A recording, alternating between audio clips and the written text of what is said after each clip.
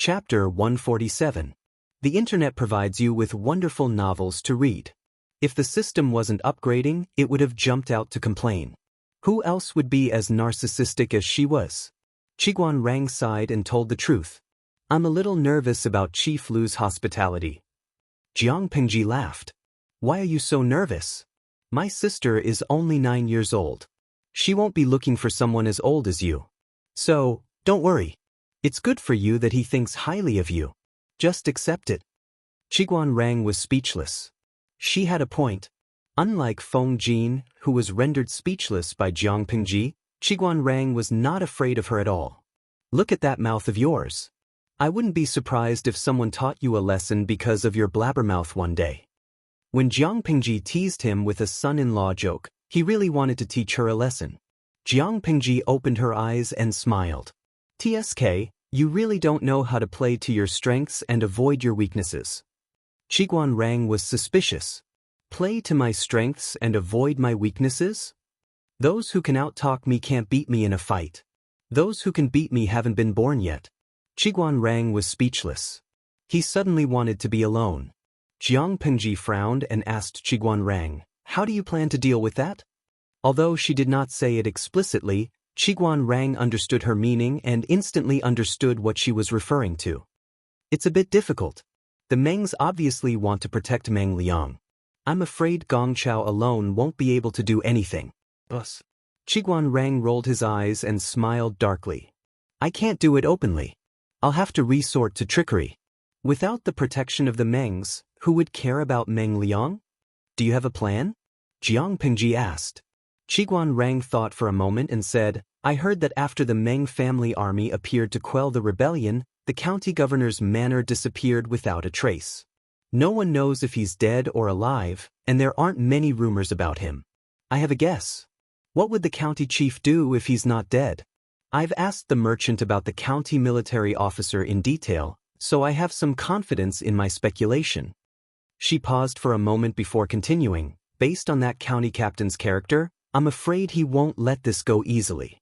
How could he let go of the culprit, Meng Liang, if he could burn down the prefectural governor's mansion and betray the Meng family?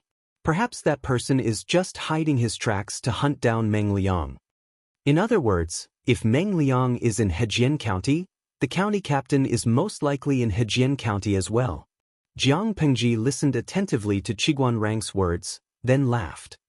So, Wenjing wants to kill with a borrowed knife? He openly admitted, Mr. Gong Chao is no match for the Meng family. If you want to take revenge, you can't expose yourself. If he were to be exposed, even if he had a belly full of anger, he would have to suppress it and endure it. If Wei Yuan did not have the confidence to extricate himself from this matter, the Mengs would take revenge on him. By then, his family would be ruined and the price to pay would be too high. Based on these considerations, Wei Yuan had to think it over carefully. Jiang Pingji said, Wenjing's thoughts coincide with mine, but I think it's a loss if it's just this. A loss? Why do you say that? She stood up and said to Qiguan Rang, Wenjing, follow me somewhere. You'll know when you see me. She thought they were going to the Lu's, but she had someone prepare a carriage and they drove out of the city. Jiang Pingji did not say a word along the way. Qiguan Rang saw it and closed his eyes, pretending to take a nap. The carriage steadily drove out of the city and toward the farm. The road was bumpy, but the shock absorption system of the carriage was pretty good, so the bumps were bearable. When the driver stopped the carriage and brought out the stool, Qiguan Rang finally lost his cool and asked, What does Lanting want me to see? You'll know in a moment. Come on time, come on time. Look over there. Jiang Pingji jumped out of the carriage willfully, but Qiguan Rang stepped on the stool in a polite manner. Looking in the direction that Jiang Pingji was pointing, he saw more than a dozen figures running out from the dense forest. The weather was cool, but they looked like they had just been fished out of a river. Their clothes were soaked with sweat and stuck to their skin, revealing the contours of their muscles. Their lips were pale, and sweat kept dripping down their cheeks. Taking a closer look, he found that these people's shoulders were covered with a layer of cotton wool, and they were carrying a bamboo basket on their shoulders. Looking at their strenuous movements, the sweat on their foreheads, and the depth of their footprints, it could be seen that the weight in the basket was quite considerable. Qiguan Rang was confused. The troops. Jiang Pingji gave a brief explanation. The dozen or so people jogged past them as if they did not see the two of them. Their panting sounds could be heard. Wen Zheng, take a look and see if these people are lacking something. Qiguan Rang took a closer look. Why isn't there a leader? At this point he subconsciously paused and suddenly tilted his head to look at Jiang Pingji. There's no spirit. It doesn't look like training. It's more like they're being tortured. To them, it's just a mission, not a fight for their lives. They're still missing a leader who can unite them. Are you saying you want? Aren't you afraid of the Meng's revenge? Qiguan Rang sucked in a breath of cold air. Even though he had an arrogant personality, he was still shocked by her audacity at this moment. She had hinted very clearly that she wanted to recruit the captain who had escaped. So what? Jiang Pingji said indifferently. They relied on their ancestors to get to where they are today. They don't think about improving themselves, and each generation is more useless than the last. Who knows, when the nest is overturned, there will be no unbroken eggs. Dongqing is in danger, and the Mengs can't do anything about it. Qiguan Rang was so shocked that he forgot to speak. He had thought about her words thousands of times in his heart, but he did not dare to say that the country was about to pass away. Jiang Pingji snorted disdainfully. As far as I know, the four factions of Nanman and Nanxing are going to have a winner soon. Do you think that Dongqing is connected to Nanxing and has internal and external troubles? If Nanxing is defeated and asks for help, can Dongqing still stay out of it and live peacefully? If Nanxing was destroyed by the four factions of Nanman, Dongqing would have to face the joint attack of the four factions of Nanman and the three tribes of the northern borderline. In order not to fall into such a situation, if Nanxing came to ask for help, Dongqing would have to lend them. Here was the problem. Dongqing emphasized culture and restrained martial arts. The only military general they could send out was the residence of the Count of Zhenbei. Furthermore, the current government was eyeing the military power in the residence of the Count of Zhenbei and saw them as a thorn in their side. Was there still a chance to turn the situation around? Chapter 148. Once they entered the troubled times, the Meng family was just a noble family. Although they had troops, it was limited. They didn't have descendants who could carry the flag. It was already difficult enough for them to survive in the troubled times with the little troops they had. How could they deal with the Meng family? You think too much. Qiguan Rang recovered from his initial shock and composed himself. He had already mentally prepared himself for the shocking news. What else is there? Tell me all at once. With your audacious personality, I don't think this is all you have. Jiang Pingji smiled shyly. Qiguan Rang felt a chill in his heart. He heard her say, "My accountant gave me an idea." What idea? Qiguan Rang asked again, and Jiang Pingji briefly explained Su Ku's plan. This is indeed a very bold idea, and it's feasible. However, what's troubling is where will the first batch of rice come from? Jiang Pingji suddenly smiled. I was just worrying about it when Meng Liang appeared. Wouldn't it be a pity if I didn't make use of him? Su Ku was stumped by Jiang Pingji. He didn't know what she was going to do next, but Qiguan Rang could see it clearly. It was precisely because he could see everything clearly that he was dumbfounded by Jiang Pingji's thick skin, which was as thick as the corner of a city wall. Are you trying to tell me that you want to use Meng Liang to exchange for a large amount of grain from the Meng family? Then, you want the captain to kill Meng Liang to vent his anger? You want to tell the public that the captain has already been killed by you? You want to use Meng Liang's life as a favor to recruit the captain and let him bear the anger of the Meng family? How could he be so thick-skinned? You've reaped all the benefits, but you're still acting like you're at a disadvantage. You forgot something. If the commandant is in my hands, I can ask the Mengs for another sum of money. Qiguan Rang. Not only that, she could also use the grain she got from the Mengs to swindle those aristocratic families who had money and grain. From the beginning to the end, she didn't put in any capital, but after a round of rolling, she was able to earn a lot. Qiguan Rang was puzzled, so he asked an important question. But why are you telling me such an important matter?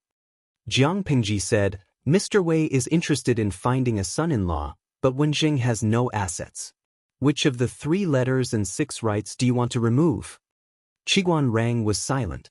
After a while, he said, Is Lanting trying to buy people's hearts with this? Was he that cheap? Telling him all this in the name of roping him in was actually dragging him down with them. If he failed, everyone would die together. If he succeeded, he would be able to earn a small profit. No matter how he thought about it, he felt that he was at a disadvantage. Jiang Pingji raised her hand and patted his shoulder, but she was short, so she could only pat his arm. It's not about the value of the gift, it's about the thoughtfulness. Caring to the point of taking his life? Qiguan Rang didn't know whether to laugh or cry, but surprisingly, he didn't reject it. He had to admit that Lu Lanting's temperament was just to his liking. They were too compatible. Su Ke heard about Jiang Pingji's arrival and hurried over. He saw his Lang Jun sitting opposite a cold-looking young man. The former was smiling and talking, while the latter's face was still cold, but his expression was gentle and his eyes were full of vigor. Ku greets you, Lang Jun. Su Ke cupped his hands in greeting, but he secretly sized up Qiguan Rang. A strange look flashed in his eyes. Qiguan Rang saw that Su Ke's face was covered with a thick white cloth, which covered the mark of punishment. He frowned but didn't say a word. Wenjing, this is my accountant, Su Ke. Su Xiaoyu, I'll leave the troops to him for now. Qiguan Rang's relaxed attitude became serious when he heard Su Ke's name. He didn't miss the fact that the plan Jiang Pingji had mentioned came from this person named Su Ke. He's a brave one. Qiguan Rang's lips curled stiffly. He was more interested in Su Ke now. It was a kind of intuition. It was as if he had smelled the scent of a kindred spirit. Even if Su Ke was different from him, the two of them were quite compatible. Compared to open and above-board schemes, he and Su Ke were more adept at sinister and treacherous schemes. Naturally, their auras were similar. This is my future brother-in-law. Jiang Pingji stared at Qiguan Rang's gloomy gaze. She was not afraid of lowering his seniority, but it wasn't really lowering his seniority. Qiguan Rang's seniority was lower than Wei Yuan's. He's also an interesting person. Su Ke took the opportunity of cupping his hands in greeting and secretly rolled his eyes. Every time his Lang Jun said that someone was interesting, he knew that the person was probably a black-hearted person. Birds of a feather flocked together. A playmate attracted by his Lang Jun's temperament was definitely not a good person. Jiang Pingji did not avoid Qiguan Rang and asked Su Ke, Did those people come last night? Su Ke looked at Qiguan Rang cautiously, but the latter was calm. They came in the middle of the night. Jiang Pingji's smile brightened. Did they take everything? Su Ke nodded. Yes, they did. Qiguan Rang silently listened to the conversation between the black-hearted master and servant. He secretly broke into a cold sweat for the rumored kind-hearted and honest county chief. I'll go change my clothes first. Xiaoyu, please entertain Wenjing for me. Jiang Pingji got up and went to the farm master's room to change into a set of brown clothing that was easy to move around in. She was wearing layers of clothing that were complicated and gorgeous, but it still could not change the fact that the bottom part of her clothing was exposed. Without Jiang Pingji present, Qiguan Rang could openly size up Su Ke. He did not have the slightest bit of stage fright, and the two of them exchanged glances. Jiang Pingji, who moved swiftly and efficiently, changed her clothes into a brown one. Although it was popular to be gay these days, the two of them were looking at each other affectionately. As a companion, she was very nervous. Cough, cough, cough. The fake cough that could not be more fake broke the tense atmosphere between the two of them. It was the first time Qiguan Rang saw Jiang Pingji wear brown clothing. He could not help but raise his eyebrows. Why did you change into this? Although brown clothing was convenient to move around in, it was worn by commoners or poor families. An aristocratic family like Jiang Pingji wouldn't even touch it, let alone wear it. Moreover, according to the rules of etiquette, it was not in line with etiquette. If some old scholars saw it, they would probably criticize her for not understanding etiquette. Aren't clothes made for people to wear? As long as it's comfortable to wear, then it's a piece of clothing. It's also valuable. It looks gorgeous, but it's a hindrance when you wear it. It's better to hang it on a hanger to admire. Why do you make yourself uncomfortable? Jiang Pingji said indifferently, Zheng is not a stubborn person. Will you be angry because I'm wearing brown clothing? Chapter 149. When the child heard this voice, he subconsciously stopped sobbing and looked pitifully at the other person with his large, watery eyes. Then, with a loud wail, he turned around and crawled 2 steps towards his friends. Although these children were young, they were very vigilant. In today's world, there were many people who actively sold their children, and there were also many people who racked their brains to kidnap other people's children and sell them. There were only a few tenant farmers in the entire farm, and they were all familiar with each other. When they saw a strange man, and such an ugly one at that, how could they not be shocked? The children screamed and ran in all directions, attracting the attention of the adults who were doing farm work nearby. Nowadays, there were too many black-hearted traffickers who abducted and sold children. Women often gathered together to talk about family trivia. Most of the content was related to trivial matters like rice, oil, salt, soy sauce, vinegar, and tea. Most of the gossip was about which family's child was taken away by a wolf, or whose child was secretly stolen and sold by a trafficker because the adults were not paying attention, causing the family to be forcibly separated from the flesh and blood. In order to prevent such tragedies from happening in their own homes, the adults often told their children stories of children being kidnapped and sold by human traffickers, or stories of children being eaten by wolves.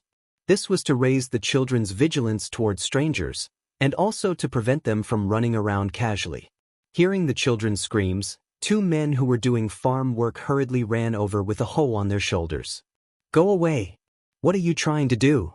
Stay away from the children, or else I'll hammer you to death with a hoe." One of the tenant farmers threatened with the hoe in his hand, while the other protected the frightened children. The 2 of them stared at the black-faced man as if he was a human trafficker. "I'm telling you, this is a noble's farm.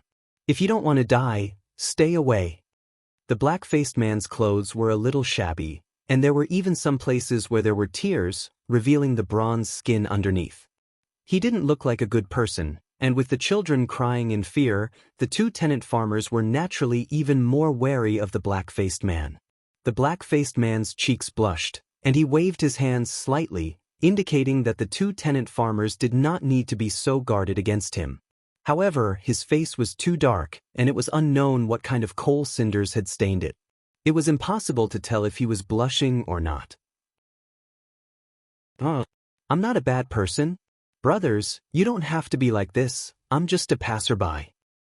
"Don't be like this." He moved a little closer, but not only did the 2 tenant farmers not dispel their suspicions, they became even more vigilant. Not to mention anything else, this black-faced brawny man in front of them was extremely tall and sturdy. He was taller than them by a whole head, with a stocky back and a stocky waist.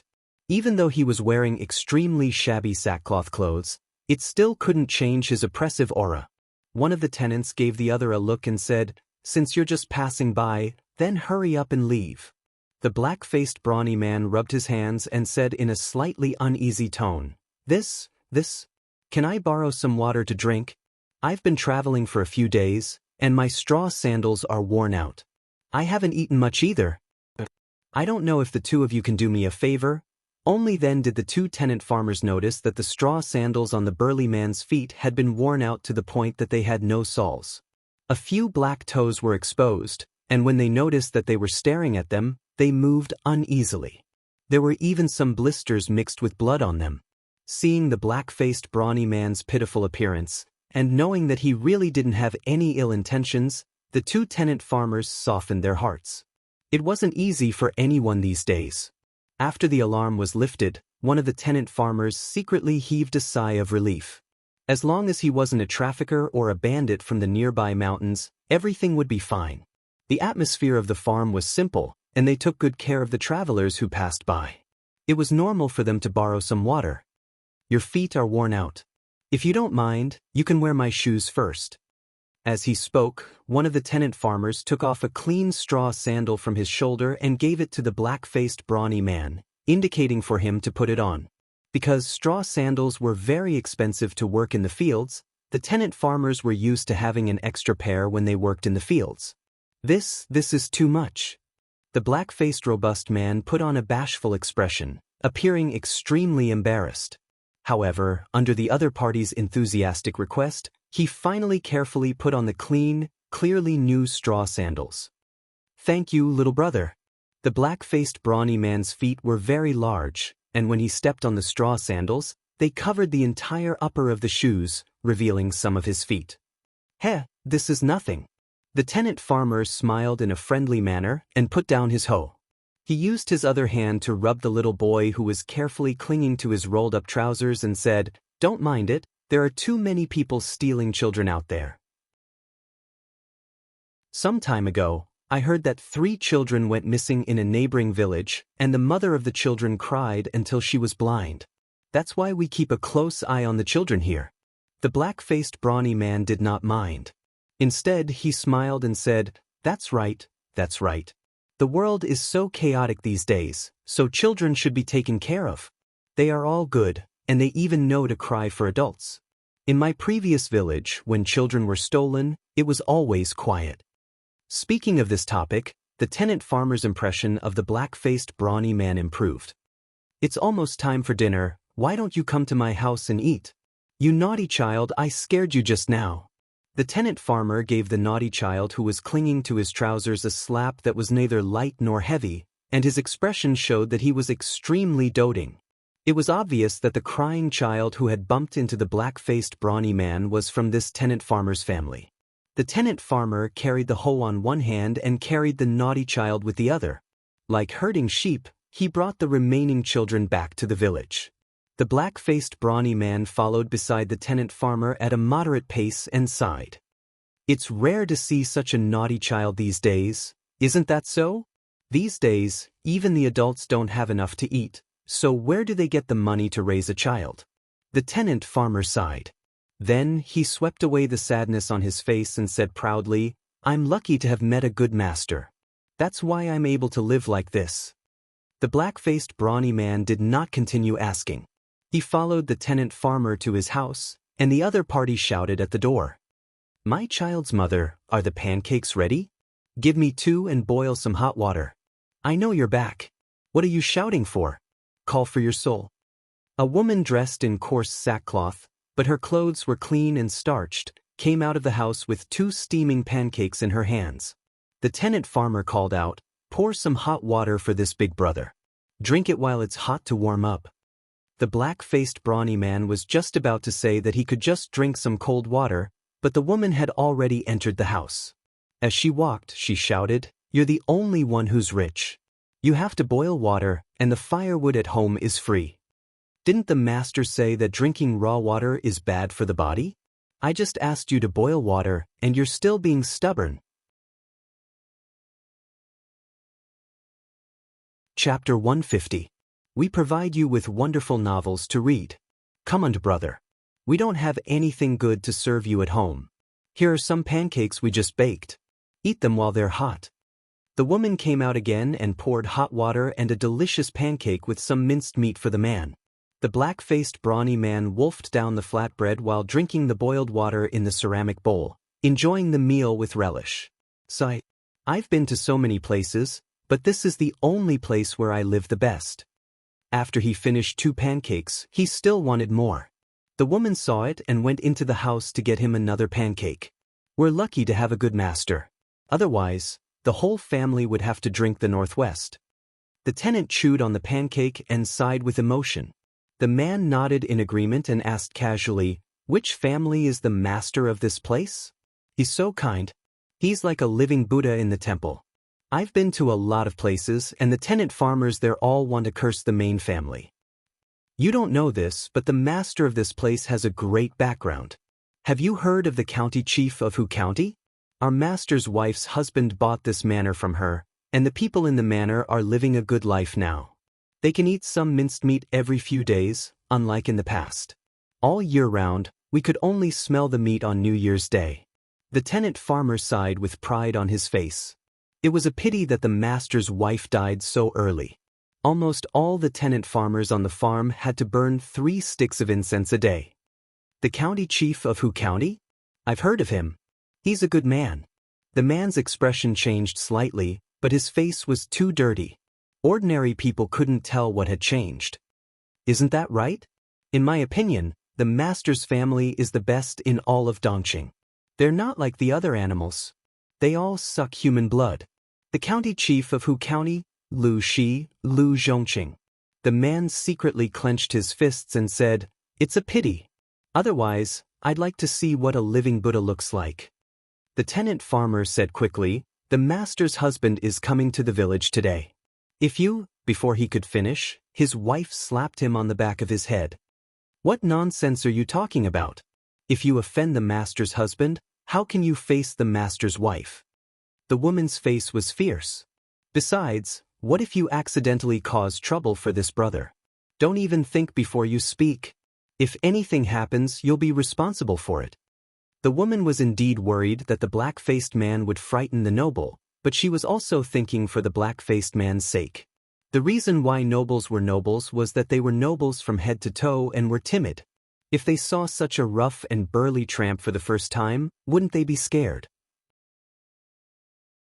At that time, if he got angry, he might get into trouble and lose his life.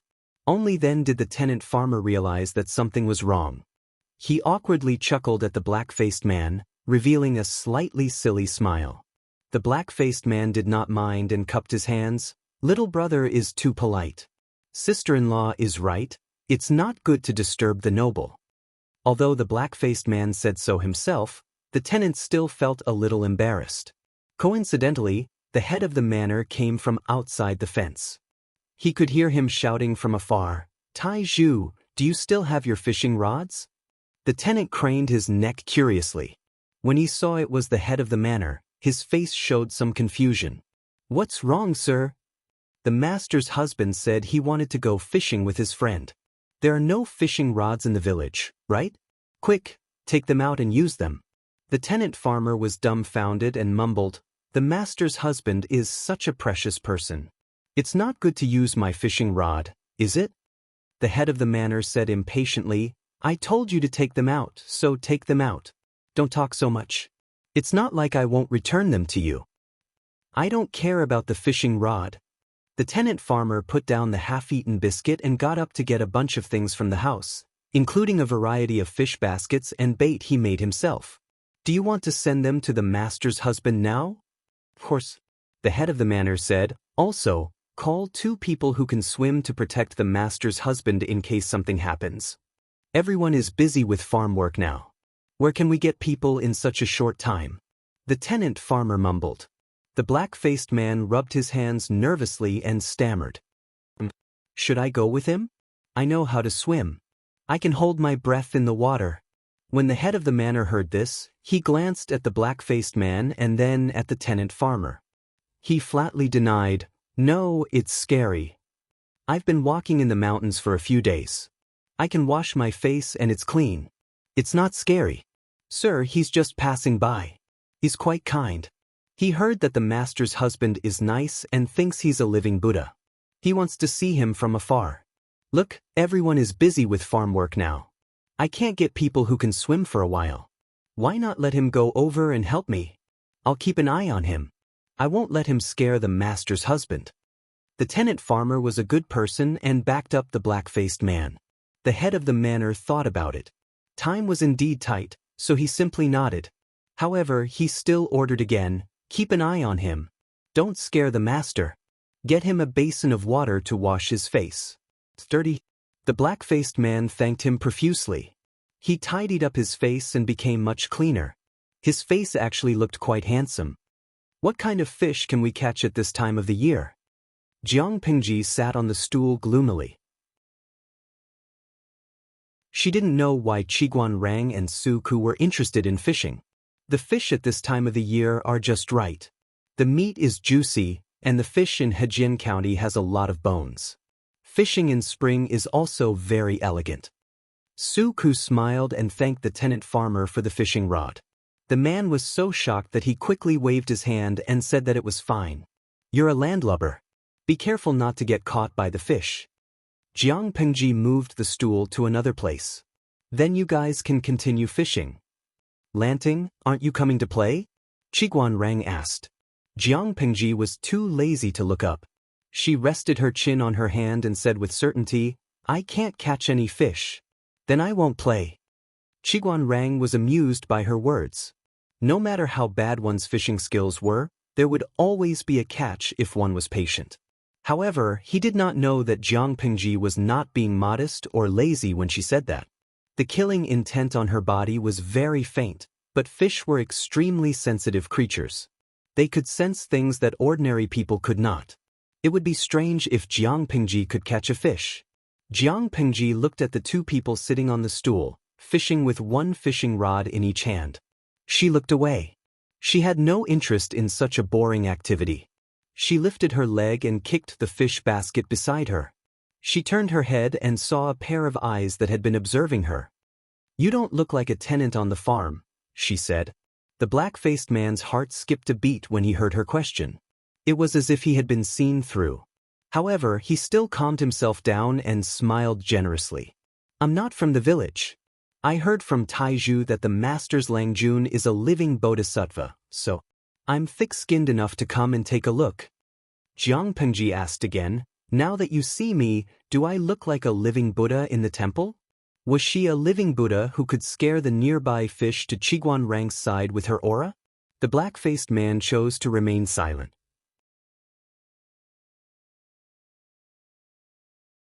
Chapter 151. Faced with the man's silence, Jiang Pengji couldn't help but laugh. She continued to ask, "Is this question that hard to answer?" The black-faced brawny man cupped his hands in greeting and said awkwardly, "No. I'm clumsy, and I haven't learned much. I'm a rude person, so I've never seen a kind-hearted person like you. I was too nervous and forgot how to speak." After saying that, the man's palms were covered in cold sweat. He couldn't get rid of the sense of danger that his identity had been exposed. Jiang Pengji said to the folding stool beside her, "Sit down. We can chat if we have nothing to do, or else it'll be boring." Stools were easy to carry and easy to place. After they came from the foreign tribes, they quickly became a fashion and were loved by the common people. Usually, when they had nothing to do, they would take a small stool and sit in the yard, chatting with their neighbors and gossiping. However, this kind of portable item also had a common characteristic, which was that it was very delicate and exquisite. Looking at the small folding stool, then looking at his own height, the black-faced brawny man nervously rubbed against the side and sat down. His legs involuntarily exerted force to reduce the pressure his weight exerted on the folding stool. His muscles tensed up, making him look extremely awkward and uncomfortable. Seeing his action, Jiang Pengji's lips curled into a smile. The dark-faced, brawny man's heart skipped a beat and he almost jumped off the stool. "Don't be so nervous.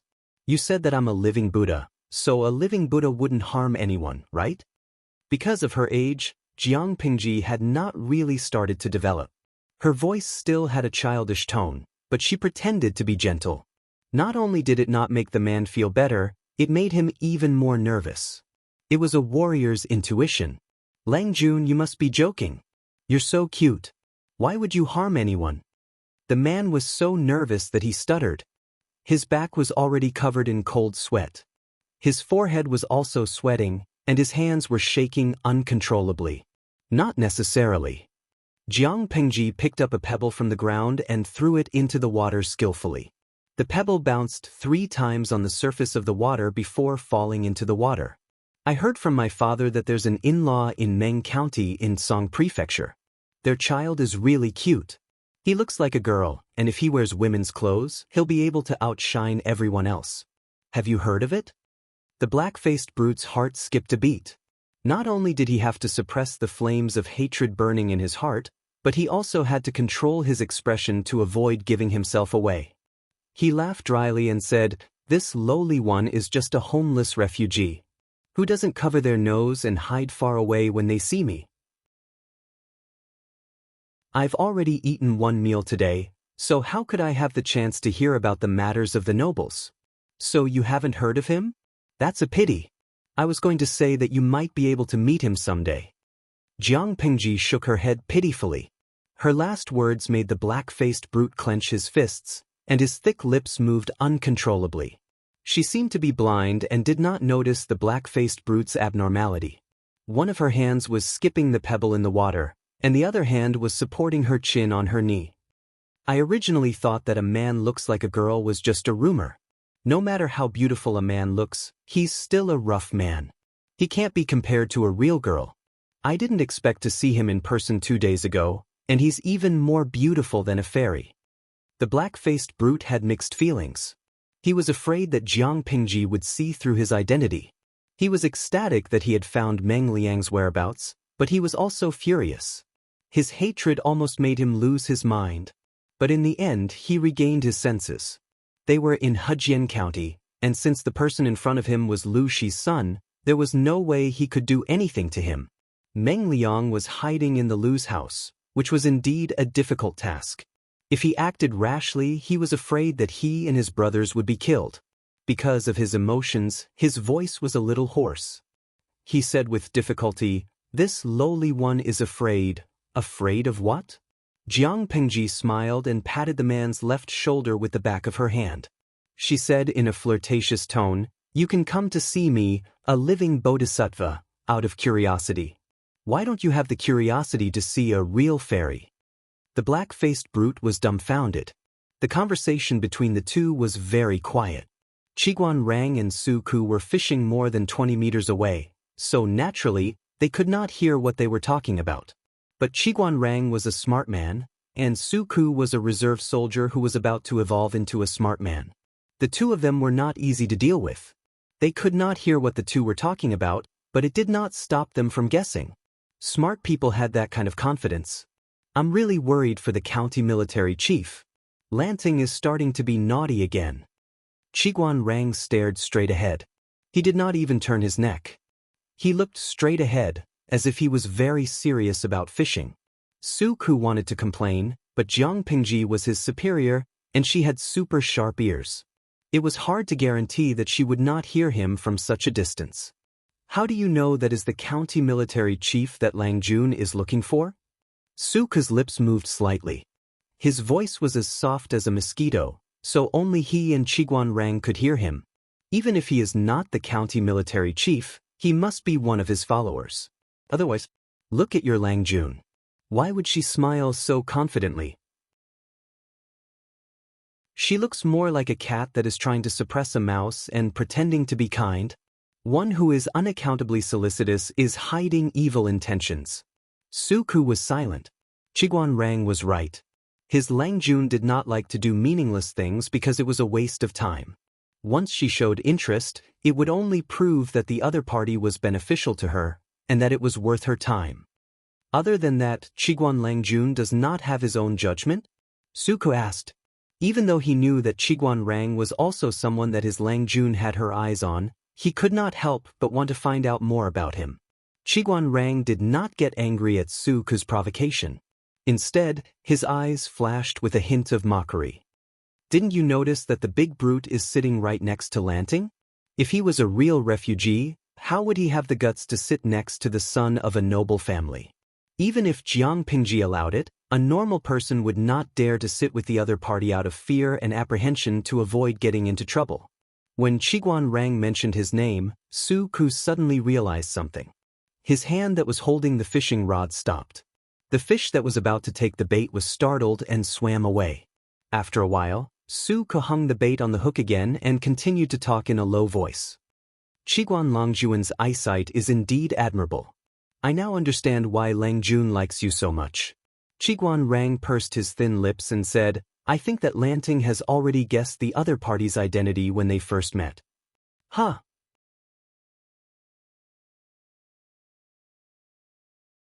Chapter 152. Su Ku heard his words and raised his eyebrows. Does that mean that Qiguan Lang Jun was once a victim? Qiguan Rang strangely chose to remain silent. He was indeed a victim, but he still did not know how Su Ku knew so much just by meeting him. However, Qiguan Rang vaguely knew something after witnessing this person trick the county commandant. That person's eyes could truly be said to be able to see through the finest details. Su Ku smiled and said, "It's a good thing that Lang Jun is so capable. At least he won't be deceived by the scoundrel and will be able to catch him in the act.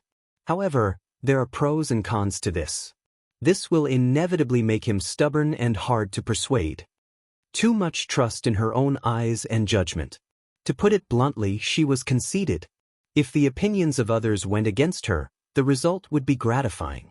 Logically speaking, such an overly conceited person was not a good candidate because the people under him would have a headache. If he disagreed with her and neither of them could convince the other, then who would give in the end? Qiguan Rang listened carefully and asked in a low voice, "If that's the case, aren't you worried about yourself, Xiaoyu?"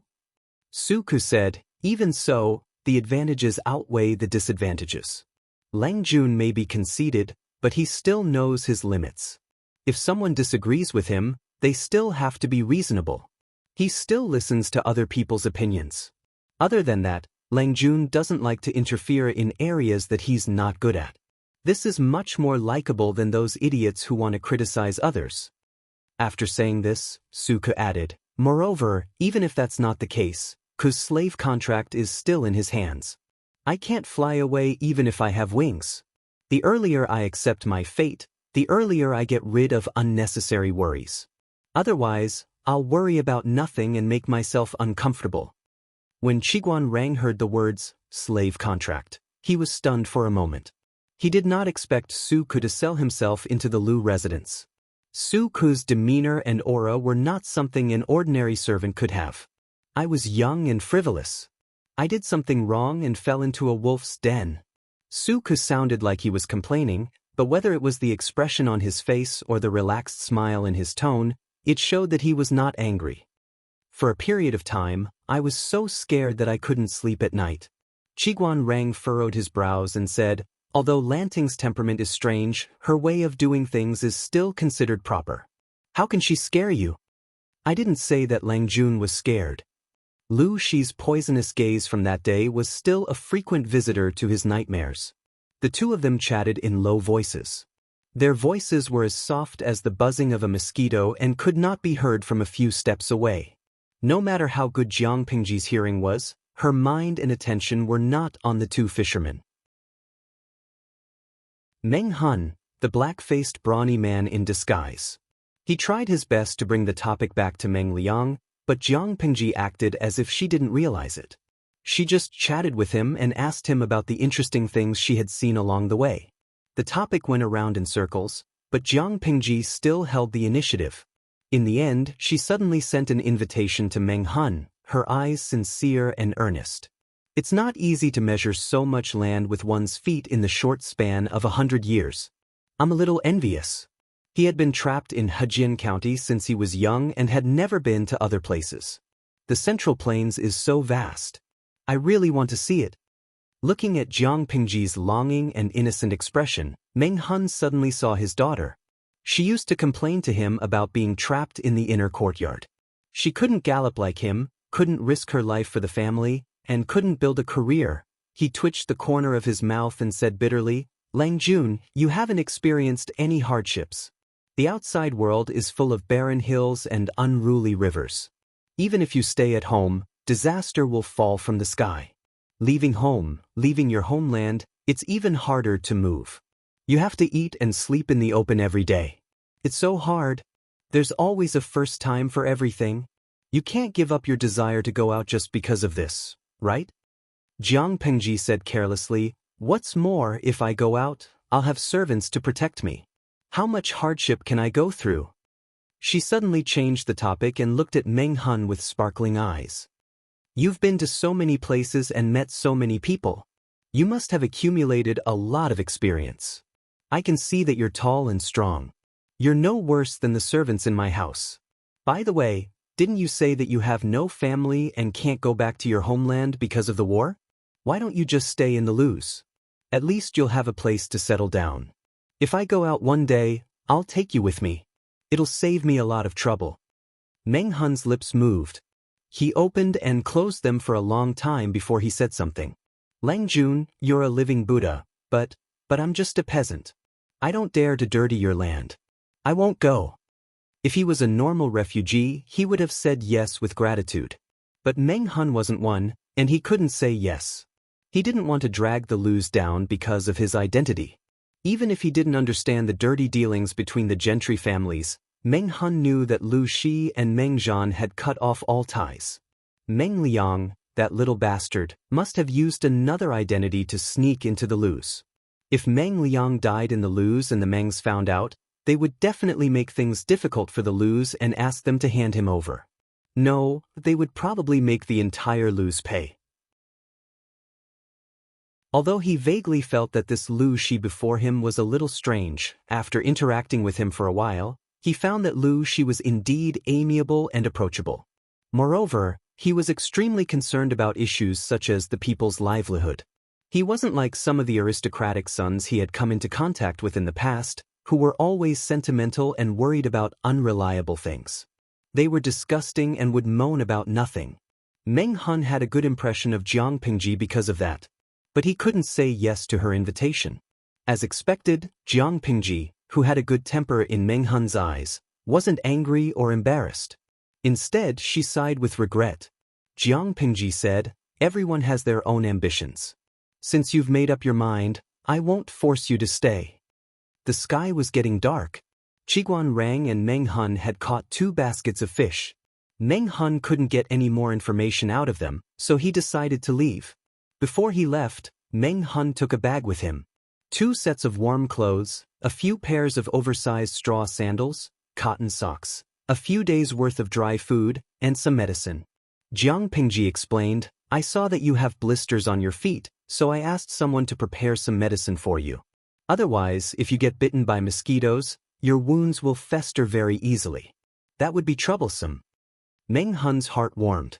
After some hesitation, he accepted the small but thoughtful gift. Qiguan Rang and Su Ku, who had watched the whole show, laughed.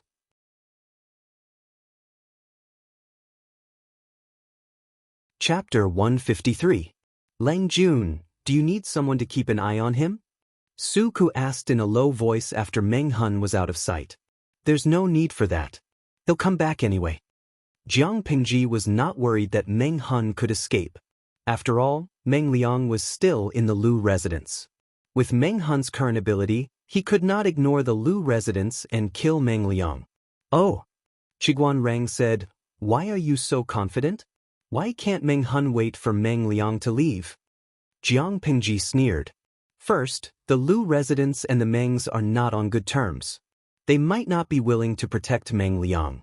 Meng Hun still has a small chance of succeeding.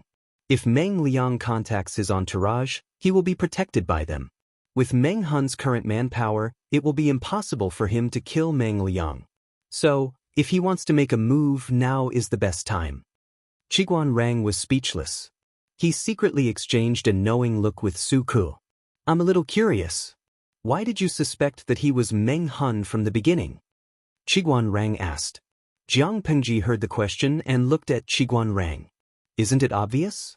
I didn't suspect that he was Meng Hun. I was sure that he was from the beginning. Even if he deliberately disguised himself, his technique was clumsy and there were flaws everywhere. Qiguan Rang cupped his hands and asked, Flaws? I wonder if Lanting can clear my doubts? I don't know if any of you have noticed, but the area between his thumb and index finger, that is, there are obvious calluses. That's the mark left behind by playing with weapons like swords, spears, swords, and halberds for a long period of time. He has the waist of a bear and the back of a tiger, and the muscles on his upper arms are knotted. His clothes are old and tattered. He looks like he's down and out. But because of that, his wounds are exposed. There are a lot of deep wounds. From the wounds, we can roughly determine what weapon caused them. After Jiang Pingji finished, she added, from this, we can determine the occupation of the other party. Other than that, although this person's toes have bloody blisters from walking, the marks are very fresh. They should have been made recently. The calluses on her feet are old and thin, which means that she once had a hard time. However, it didn't last very long. After that, the boots she wore were all soft and comfortable. Her living conditions improved a lot. Although there are calluses, they aren't thick. Not only that, he is literate. There are traces of painstaking practice on his right hand. If one started to practice calligraphy from childhood, even the most inattentive and crafty students would have their knuckles slightly deformed. The degree of deformity varied from person to person. However, although this person's fingers show signs of calligraphy practice, the knuckles are not deformed. This means that this person has been practicing calligraphy for about 19 or 20 years, and his body skeleton is more or less fixed. Jiang Pingji analyzed as she held out her right hand for them to see. Qiguan Rang and Su Ku were both dumbfounded. They could not help but stretch out their hands. There was indeed a little mark on their knuckles. In order for the two of them to hear her clearly, Jiang Pingji slowed down her speech and tried her best to explain the content in detail so that the two of them would not be able to make sense of it. But even so, after listening to her analysis and the final conclusion, they were even more dumbfounded. Su Ku's eyes were filled with shock. He asked after a long time. Lang Jun, you said you knew the identity of the other party as soon as they met. Does this mean that you have already thought so much when you first saw him? He swallowed nervously. If that was the case, wouldn't it be a little too scary? Something like that? Jiang Pingji shrugged nonchalantly. She had stood out among so many genetic warriors. How could she not have some concrete evidence? Qiguan Rang looked down and said, "What's so surprising about that? I have also heard that Master Yuanjing of Langjie is proficient in the art of Qimenduanjia and is also proficient in physiognomy. Not only can he tell the origin of the person as soon as he sees him, but he can even predict what happened before and after. It's amazing." As soon as Su Ke heard that, a lot of rumors about the demon Yuanjing of Langjie floated into his mind. When he put the two of them together, he suddenly felt that compared to him, his Lang Jun seemed to be in the category of a normal human being. He had not become a demon or a demon. Jiang Pingji secretly glanced at Qiguan Rang with a hint of warning and sharpness in her eyes. She still remembered that in her previous life, she had retired from the first echelon of genetic warriors and entered the military to serve as a normal soldier. Her ability was gradually known by the people around her. She had long gotten used to the strange looks and the fear and alienation of the people around her. Su Ku was not a big deal. Did she need Qiguan Rang's help to ease the atmosphere? The sky was getting darker. It was time for Jiang Pingji to return to the Luz. Su Ku had to busy himself with the farm, so he naturally could not follow her. Jiang Pingji's face was still cold when she got into the carriage. Qiguan Rang clicked his tongue and patted Su Ku's shoulder. "Young man, good luck." Su Ku was confused. What the hell was with Qiguan Rang's pitiful expression? Jiang Pingji felt that the carriage was already moving. She said coldly, "Next time, you don't have to be a busybody." Qiguan Rang shook his head disapprovingly and said meaningfully, "Lanting, that's not right." "What's wrong?" Jiang Pingji's mood was slightly bad when she thought of some unpleasant memories. "Lanting, do you know what it means to be a ruler?" Jiang Pingji squinted her eyes and looked at him with a complicated expression. "Continue." Qiguan Rang continued, "You can't be stubborn and refuse to listen to others. It's important to open up a wide range of opinions. You can't lose yourself. Otherwise, if your subordinates have different opinions, how will the ruler make a choice? You can't be too close to your subjects to avoid messing up the hierarchy. You can't disobey orders and prohibitions. But you can't be too distant and lose the people's trust. In my opinion, ruling a country and ruling a family have the same effect." After saying that, Qiguan Rang asked, "If Xiaoyu is really afraid of you, will Lanting let him be?" Jiang Pingji was silent. Lu Shi's words appeared in her mind. "Lanting, you have to learn how to be a ruler. Your eyes can see so many things. This is something that others don't have, and it's also your unique advantage. You should make people respect you, not just fear you. It's a difference of one word, but it's a world of difference." Qiguan Rang didn't care how much Jiang Pingji would listen to him. After all, he had already said it. The so-called way to be a ruler did not have a very specific or general description.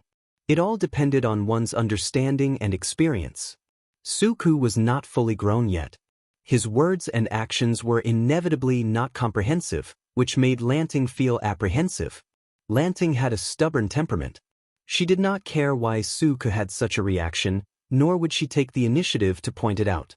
It was fine if it happened once or twice, but if it went on, it was hard to guarantee that it would not leave a hidden crack between them.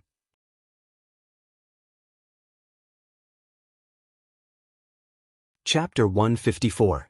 Qiguan Rang tapped his knees with his fingers hidden in his sleeves. He closed his eyes leisurely as if he was taking a nap. If Jiang Pingji was unhappy before, she started to reflect on herself after Qiguan Rang's words. She suddenly remembered what her superior and mentor from her previous life, who was also the former commander of the 7th Army Corps, had said. The old commander said, "You're not my only student. Out of all the candidates, you're not even my favorite successor. You're full of bad habits, and your temper is beyond redemption. However, I can understand you, and in the end, I still chose you. Because I always believe that you can be my ideal successor. Other than you, I can't think of anyone else who can do it." The old commander trusted her so much, but Jiang Pingji did not achieve his expectations. She did not even know why she could not do it. The way of the superior is to rule the inferior, Jiang Pingji murmured. She seemed to understand something. Qiguan Rang was moved by her expression, but he had to pretend that he did not care. Lanting can choose to hide some things, but there are some things that cannot be left unsaid. This will only increase the gap between people. No matter how good their relationship is, no matter how loyal they can't withstand this kind of torture. It's lucky that Xiaoyu hasn't realized it yet.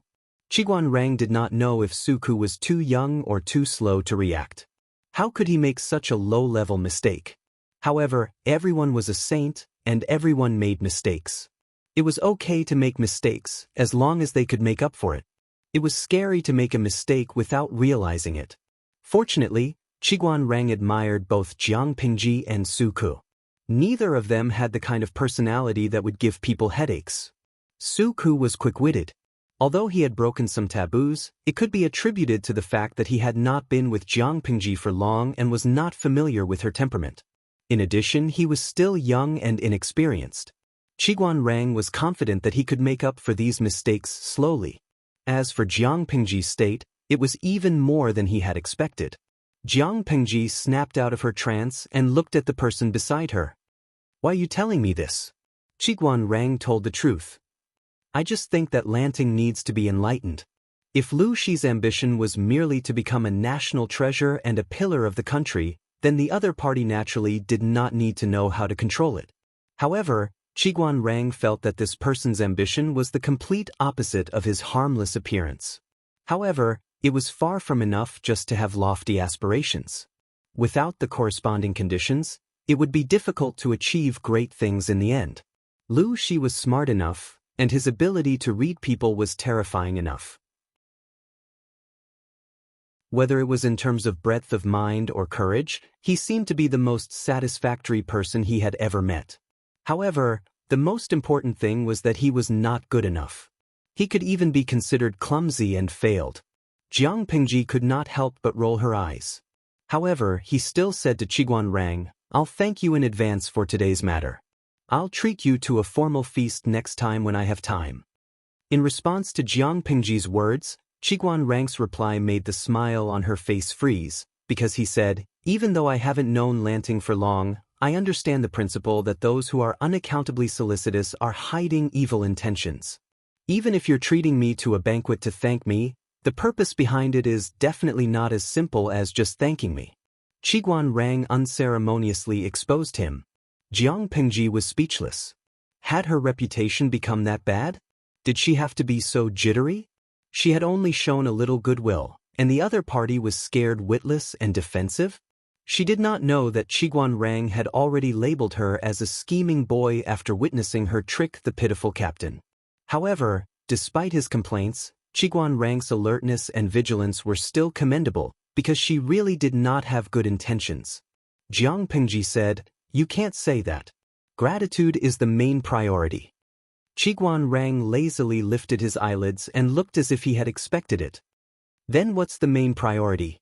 Jiang Pingji hesitated for a moment, then finally revealed her plan.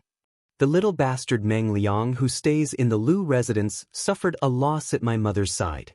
Now he wants to get close to me to arouse my mother's pity and love. But this person has always been ignorant and incompetent. He doesn't have any skills, but he is very good at leading bad people. Wenjing, do you think I should take the bait?" Qiguan Rang felt pity for Meng Liang. What does Lanting plan to do? He's a playboy. He's good at a few things: eating, drinking, whoring, and gambling. Meng Liang is not a fan of good food, nor is he a good drinker. He only has a soft spot for women and gambling. If he wants to kidnap me, a place like the southern brothel is not suitable. The perfume on my body will be easily exposed, and my mother will hate me. So, Qiguan Rang said, so he will most likely urge you to go to the gambling house. I also hope to go to the gambling house. It will be easier for me then, and then? The gambling house is a place where good and bad people mingle. Do you think Meng Hun will take advantage of this great opportunity to kidnap Meng Liang? Qiguan Rang was speechless. Could he say that he had already understood Jiang Pingji's plan? If Meng Liang really did urge Jiang Pingji to go to the gambling house, that place would not only be chaotic, but it would also be easy for news to spread. How could Meng Hun not think of a way to ambush and kidnap Jiang Pingji? More importantly, Meng Hun would not kidnap Jiang Pingji because he was indebted to her. As long as Jiang Pingji returned to the Lus as if nothing had happened and ordered a servant girl to pretend to be the lady's maiden, to leave the Lus, Meng Liang's disappearance and even death would have nothing to do with the Lus. Meng Hun and his men would be the ones to blame. Then she would contact Meng Hun in secret under other names. She would explain the benefits involved and force Meng Liang to write a letter asking for the grain. When the grain was in her hands, Jiang Pingji would kill Meng Hun and his men in the name of cleaning up the bandits. Their identities would be hidden. On the surface, she would be the one avenging Meng Liang. How could the Mengs not show any gratitude to their benefactor? If they cleaned up the loose ends, the Mengs would only find out that Meng Liang was captured and killed by Meng Hun. The Lus would never get involved. What an affectionate and righteous woman. She wiped out the bandits, maintained the peace, and avenged the Mengs, the Lus, for their son's death. Her generosity was admirable. Not only that, Meng Hun and his men would be grateful to Jiang Pingji for taking them in when they were in danger. It was all a trap. He had seen shameless people, but he had never seen someone who treated shamelessness as a virtue.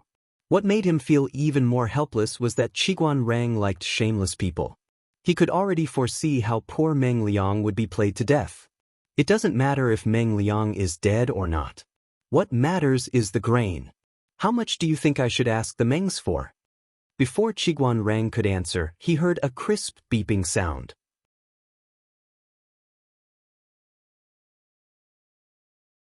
Chapter 155. The system's cheerful voice traveled into her ears. Oh, did the host miss me? Jiang Pingji said mercilessly, no. Without you, I don't know how peaceful my ears would be.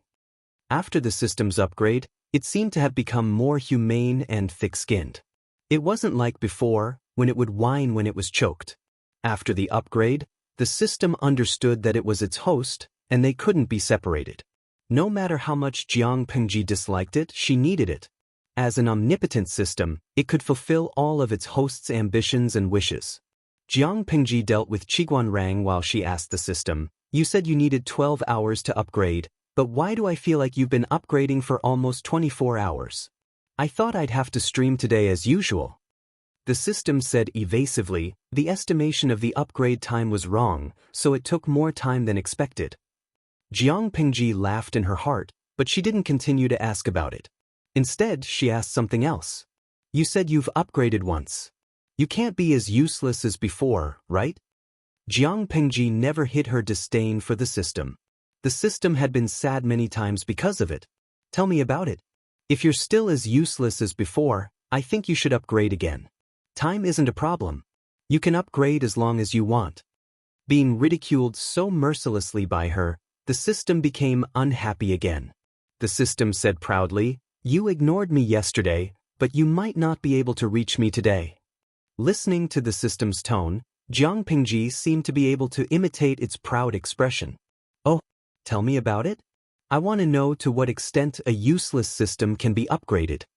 The system suppressed its urge to explode. It pretended to cough twice and cleared its throat. Then the host should listen carefully. In order to provide a more complete and convenient service for the host, the upgrade added a humanized emotion section. This will make it easier for us to communicate. To increase the host's popularity as a streamer and increase the viewability of the stream, the real-time task section has also been added. The real-time task section? Jiang Pingji frowned in her heart, but she didn't show any signs of abnormality. The system said excitedly, the system will analyze the people and things that the host has experienced in real time and issue temporary missions from time to guide the host to integrate into this era more perfectly. When the host completes the missions perfectly, the host will receive additional rewards. Jiang Pengji went straight to the point and asked, "Can I refuse such a mission?" The system quickly replied, "No, this is a mission automatically added to the mission list. Completing it will only bring benefits to the host." Jiang Pengji sneered in her heart. There would be no harm in completing the task, but what if she refused to complete it or failed the task?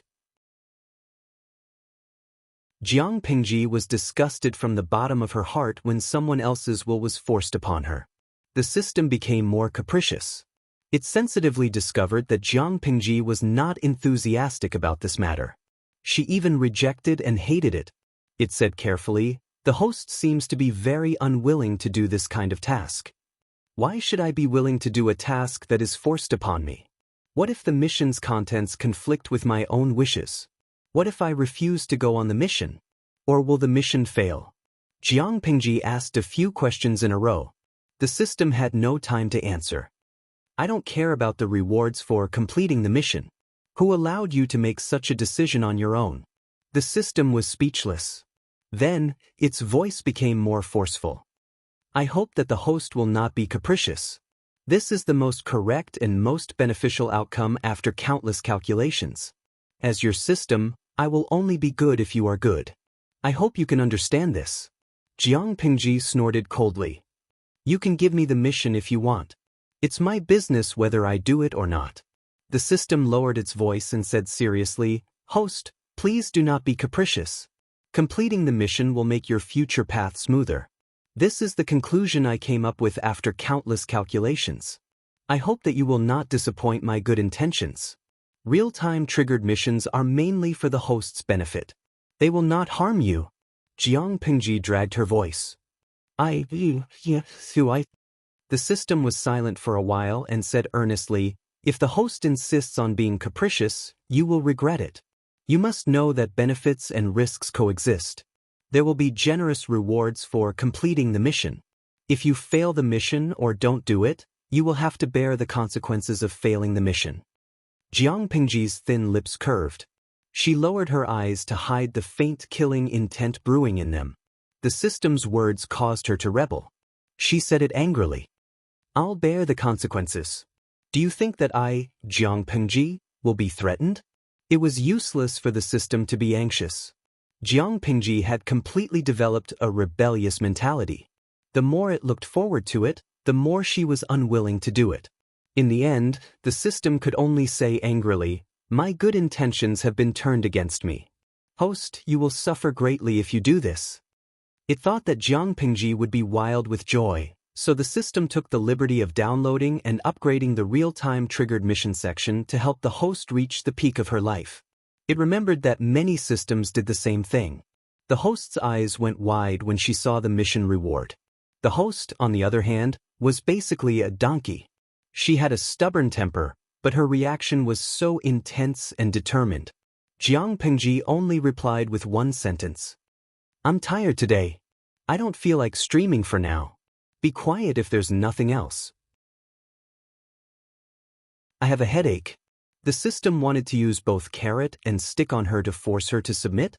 Haha, the system did not seem to realize Jiang Pengji's true temperament. Even her former teacher would not be able to do that, let alone a system of unknown origin, purpose, and behavior. Qiguan Rang noticed that Jiang Pengji's face was a little pale. "Are you not feeling well?" Jiang Pengji answered weakly without opening her eyes. "The ride is too bumpy. I have a headache." She did have a headache. After the system upgrade, it was more annoying than she had expected. Was the ride very bumpy? Qiguan Rang was stunned. Could he say that compared to Master Chow's carriage, the Lu residence's carriage was much more stable? The two of them were silent the whole way until the carriage stopped in front of the Lu's. It was already past dinner time. Lu Shi and Wei Yuan were chatting happily. When they saw Jiang Pingji return with Qiguan Rang, they were both happy. After exchanging some pleasantries, Wei Yuan stood up and said goodbye to Lu Shi. Since they had achieved their goal, there was no need to stay in the Lu's house any longer. Lu Shi stood up and saw them off. Jiang Pingji returned to her courtyard. She did not even change her clothes. She rolled onto the bed and fell asleep. Before she could get sleepy, Nong Qin's frightened voice came from outside the door. Lang Jun, the guest from the outer court is here to see you. Jiang Pingji lifted her blanket and her face darkened.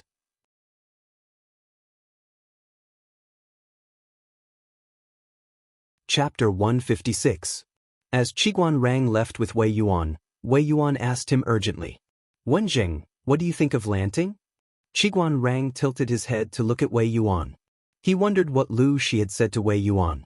Why did he suddenly ask such a question? In my opinion, this child is extraordinary. As Qiguan Rang spoke, he observed Wei Yuan's face, which seemed to be deep in thought. In times of peace, he would be a powerful minister and an important asset to the country. In times of chaos, he would at least be a lord. Wei Yuan's expression froze, as if he was still struggling with something. After a long time, he let out a long sigh. I just tested Lu Zhongqing. I'm afraid the current situation. Wei Yuan was not Jiang Pingji. He could not say things like directly saying that the country was about to perish. The aristocratic families have their own agendas. They are playing with the power of the court. The princes are not doing anything. The battle between Nanxing and the four factions of Nanman is not optimistic. It is already showing signs of decline. Sigh. Although Wei Yuan's surname was Wei, his family was not prominent. He could only be considered wealthy among the poor. Seeing the declining situation, his heart ached, but he could not do anything about it. Among the 5 countries in the Central Plains, who did not insist that they were the legitimate rulers. Since the division of the Xia kingdom, everyone knew that there would be a war between the 5 countries, who did not covet the other 4 countries. However, since the founding of Dongqing, they had always valued culture and restrained military power. Due to the frequent harassment from the 3 tribes of the northern borderline, the people at the border were poor. The soldiers did not have the opportunity to rest and recuperate. They were like old horses that had traveled long distances with empty stomachs. They were now exhausted. Not to mention, the aristocratic families controlled the court. There were also many vermin of the country who exploited the people, causing great resentment among the people. Even Lu Shi was barely able to protect himself in Hu County. The other aristocratic families hadn't tried to divide Hu County because Lu Shi's methods of governing Hu County were too bloody. His attitude was very domineering, as if he would rather die in glory than live in dishonor. Wei Yuan knew Lu Shi. Although he was a bit evil, he was a peaceful person. He could not stand open strife and veiled strife. He was forced to do this because he had no other choice. Wei Yuan sighed.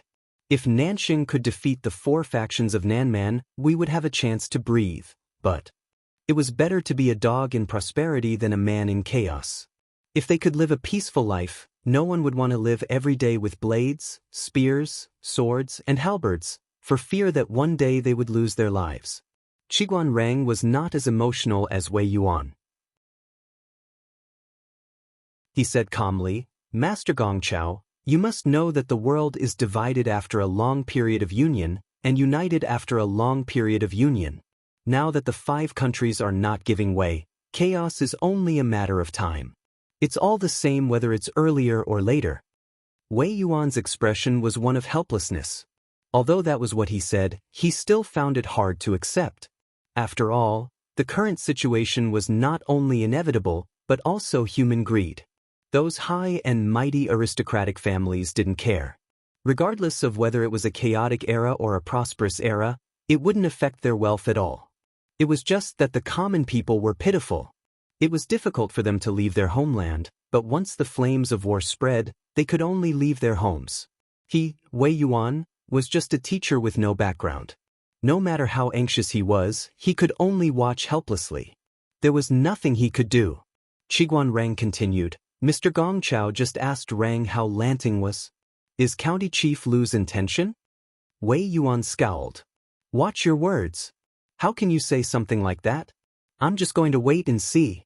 Regardless of whether it was true or not, being on good terms with Lu, she was beneficial to them. Qiguan Rang was silent. Even though Wei Yuan didn't give him a specific answer, he knew very well that regardless of whether Lu Shi had the intention to cause trouble or not, his son was someone who wanted to see the world in chaos. He wasn't someone who was willing to be under someone else's command. The carriage was silent. Wei Yuan and Qiguan Rang returned to their residences with their own thoughts. On the other side, Jiang Pingji's patience had reached its limit. She stared coldly at Meng Liang, who was still acting recklessly. She had seen people who wanted to die, but she had never seen someone who wanted to die at such a good time. Meng Liang was still dressed in women's clothing.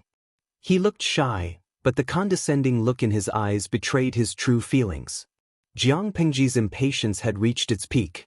She could have slapped him in the face the next second. The system was enough to annoy her. She wanted to be alone, but she didn't expect an even more disgusting *T stirrer to come at her. Why are you looking for me? You and I are men and women. Even though I'm still young, being in the same room will still attract criticism. Jiang Pingji's tone was very stiff, with a hint of impatience. Meng Liang had been spoiled since he was a child. Others had always been the ones to look up to him. When had he ever had the chance to observe others? He didn't realize how bad Jiang Pingji's mood was. Even if Meng Liang was there to build a relationship, Jiang Pingji should have taken the initiative to flatter him. Does Cousin Lanting not like me? Other than the first time I came to the Lu residence, I haven't seen you at all. Jiang Pingji took a deep breath. Cousin, you're almost 15 years old. Men and women should be different. Why would I look for you for no reason? What a boring blockhead. Meng Liang secretly spat and said, even so, it's not a bad thing for cousins to be a little closer to each other. Plus, I'm here alone with a few servants to visit my aunt. I'm not familiar with the place and the people. It's boring. If that's the case, why do you want to see me? Jiang Pingji couldn't be bothered to feign civility. She went straight to the point. She was not in a good mood at the moment. Since someone had come to get into the muzzle, if she did not vent her anger, wouldn't she be even more sullen? Meng Liang's cheeks were red. He asked quietly, does Lanting know any fun places here? Jiang Pingji clicked her tongue in her heart. What fun places could there be in this ancient era that was so backward? But she still said indecently, there are fun places, but you're a woman. It's not convenient for you to go. She had made it so clear. Meng Liang was an experienced player. How could he not understand what she was talking about? If it was any other time, he would have just teased her and asked her to go for a walk. But he was a woman now. It was not appropriate for him to be too enthusiastic. It was also not convenient for him to go to such places.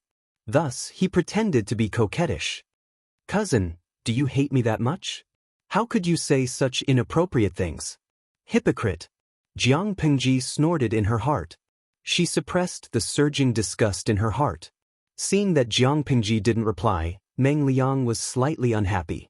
He had such a beautiful face, but someone didn't take the bait.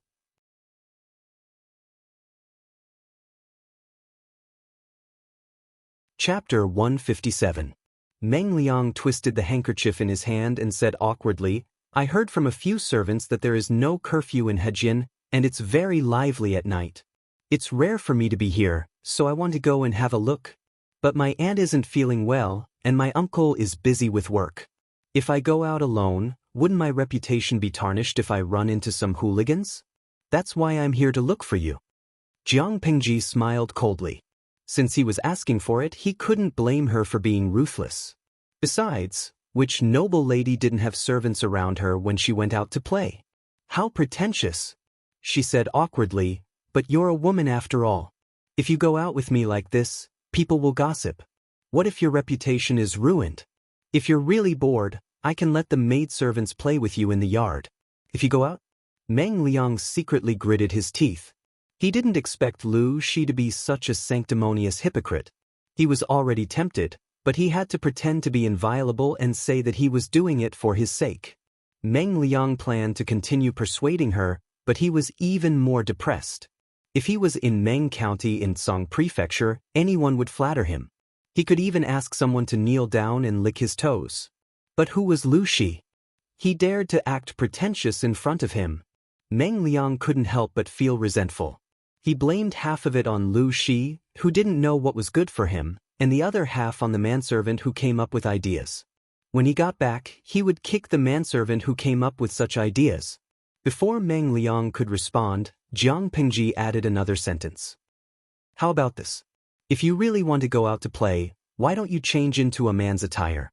That way, even if people see you, they won't say anything. Jiang Pingji suggested seriously, if I see someone I know, I can say that you're a new friend. How about that? She put on an expression that said, I'm doing this for your own good, and said reluctantly, I'm afraid you don't know that I just broke off my engagement with the Wei girl. If people see me taking you out to play, people might spread rumors that Lai Shi is a fickle man, and that's why he broke off his relationship with the Wei girl. If that's the case, Lai Shi's reputation will be in jeopardy. What else could Jiang Pingji do? She was helpless.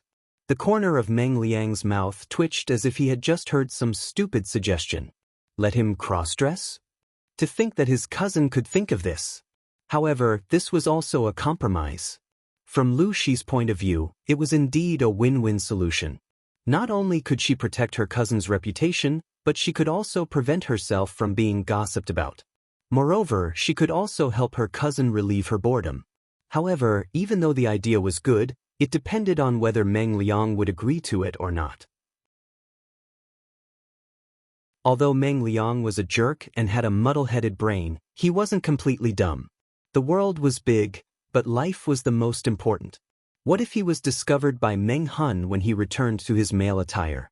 However, if he did not agree and missed this opportunity, it would not be easy to find a reason to drag Lu Shi out the next time. Jiang Pingji could tell that he was conflicted. She took the opportunity to remind him, I'm wrong. You're so beautiful. If you disguise as a man, you won't be able to hide your femininity. It doesn't make a difference if you disguise as a woman. It's getting late. If you don't have any other instructions, I'll ask my servant to send you back to your room. When it gets dark, you won't be able to see your own fingers. It won't be good if you fall. Meng Liang was suddenly enlightened. How could he be so stupid? It was so dark outside. If he returned to his male attire and put on some makeup, who would recognize him? That Meng Hun was just a lowly captain, a dog that followed his father around all the time. That pair of dog eyes had only glanced at him a few times. All he had to do was put on some makeup. How could that Meng Hun recognize him in the dark? It seemed that he was overthinking things. He was so nervous about being threatened by a lowly servant. Meng Liang's heart calmed down. He smiled and covered his mouth with his handkerchief. What's the rush, Cousin Lanting? I haven't been out much lately. I'm still in a daze after hearing your bold suggestion. Jiang Pingji smiled. Her tone was relaxed and a little indulgent. If that's the case, I'll wait in the courtyard for you to change into male attire. Remember to ask the maidservants by your side to put on some heroic makeup for you, so that others won't recognize you if you look too feminine. Meng Liang was still smiling when he heard the first part of Jiang Pingji's words. When she said the second part, he couldn't help but feel gloomy. If it wasn't for the fact that Lu Shi didn't know who he was, he would have suspected that Lu Shi was mocking him for being a sissy. Meng Liang suppressed the anger in his heart. He put on a smile and walked away gracefully. As a new personal servant, Nong Qin walked him to the door. When Meng Liang was out of sight, there was still some fear in her big eyes. She secretly heaved a sigh of relief and hurried back. Lang Jun. Before Nong Qin could finish, Jiang Pingji was already leaning lazily on the table. She flipped a fan in her palm. Nong Qin, go and prepare a new set of clothes for the manservant. Yes. Nong Qin swallowed back the question she was about to ask. When she came back with the clothes, Jiang Pingji pointed at the clothes with the fan and said to Nong Qin, you wear it. Nong Qin was confused. She held the clothes and didn't know what to do.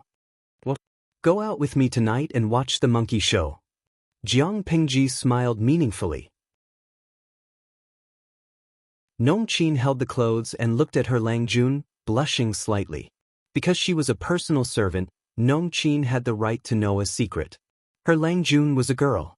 When she first found out, she was stunned. But, even though she knew her Langjun was a girl, Nongqin still looked at him in a daze. In her eyes, there were thousands of men in the world, but none of them could be as charming as her Langjun. Just like that smile just now, it was actually somewhat sinister and awe-inspiring, bewitching to the point of not wanting it. Nongqin put on the manservant's clothes. The clothes were a bit loose. She wrapped layers of cloth in front of her chest to cover her features. She put on a layer of dark powder and trimmed her eyebrows. From afar, she looked like a delicate and pretty boy. Fortunately, I didn't pierce my ears. Otherwise, I would have been exposed. Jiang Pingji glanced at Nongqin and was slightly satisfied. She took Nongqin out to watch the show, not because she favored her, but because she was the only one who didn't have pierced ears. She wanted to take Suku out, but he was still in the farm, so she didn't want to. Nongqin was stunned when she saw Jiang Pingji was about to go out empty-handed. Langjun, please wait. I'll go prepare some silver. How could she go shopping without money? She snorted. Prepare what? Someone will pay for it. If everything goes well tonight, I might be able to save a betrothal gift for you. Nongqin was confused again.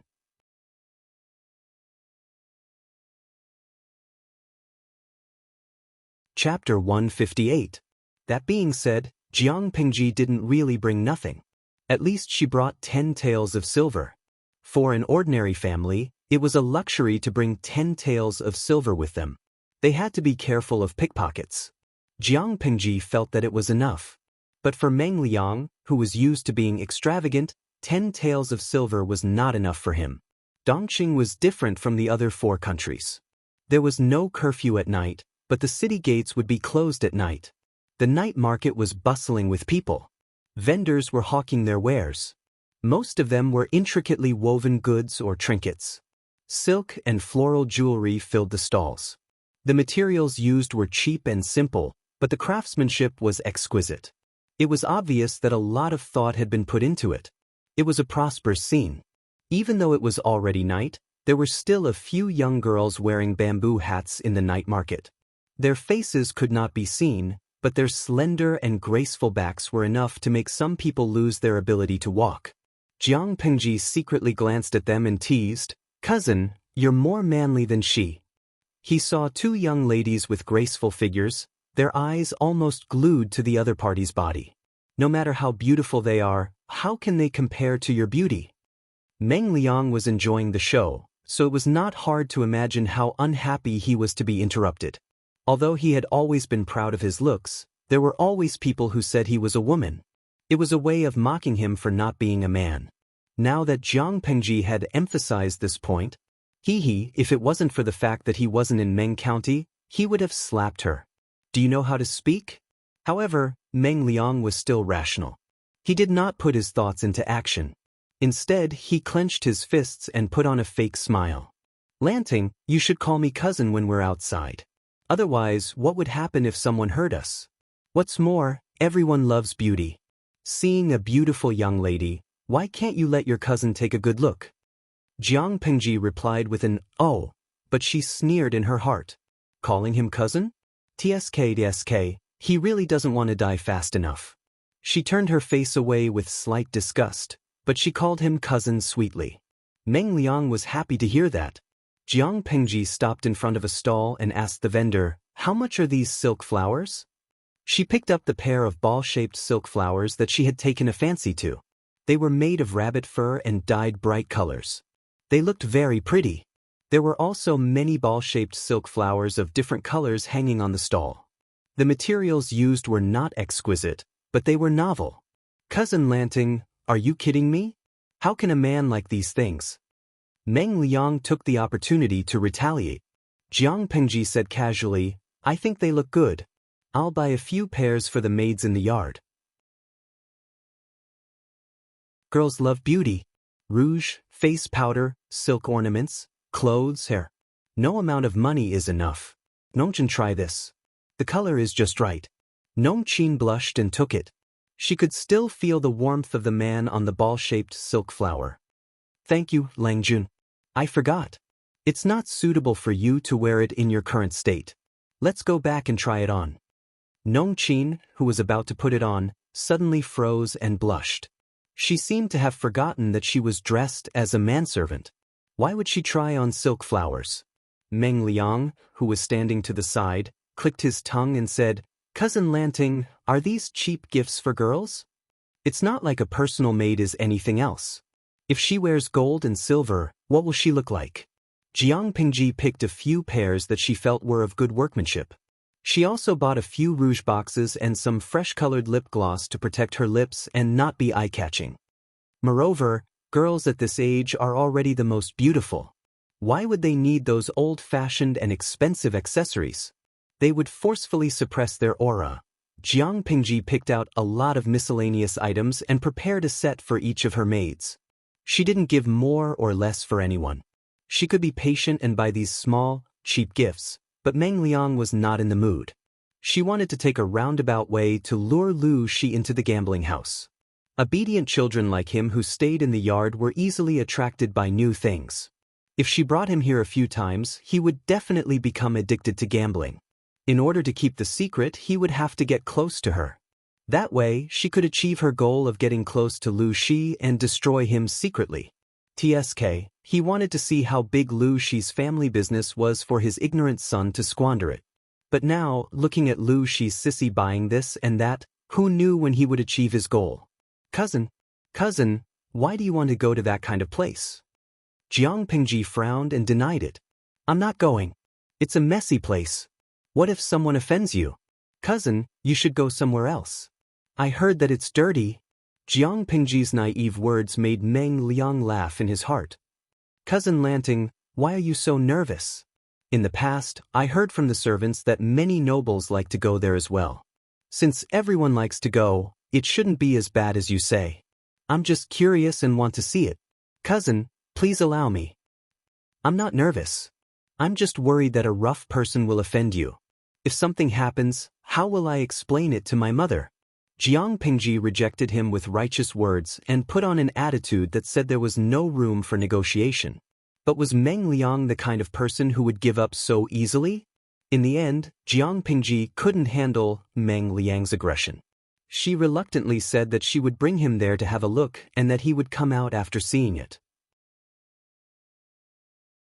Nongqin was anxious, but she could not say anything to stop him.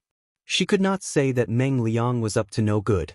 With such anxiety in her heart, Nongqin watched her Langjun enter a gambling house. When the curtain was lifted, the gambling house was filled with people. Many shirtless men were standing on long benches and shouting around a table. Big, big, big, big, big, big. Small, small. That must be small. Nongqin couldn't help but tremble when she heard all the similar noises. It's okay. I'm here. At that moment, Jiang Pingji put a hand on her shoulder and turned around to smile at her. Strangely, Nongqin's fear disappeared and she gradually calmed down.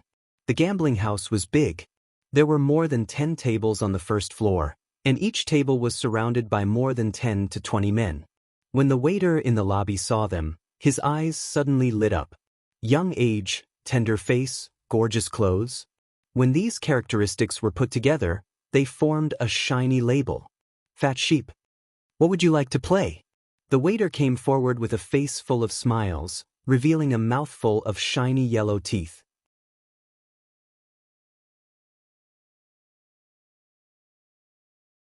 Chapter 159. The waiter chuckled and said, "There are many fun things to do here. If you are interested, I can tell you about them." Then tell me about them. I'm listening. Meng Liang said that, but deep down he was feeling proud of himself. Hey, listen up. Single and even dice flips, 4 directions treasure stalls, big and small pig nests, chicken fights, duck fights, quail fights. As if he was reciting the names of dishes, he recited more than a dozen different games without taking a breath, and even shouted at the end. I'm not playing.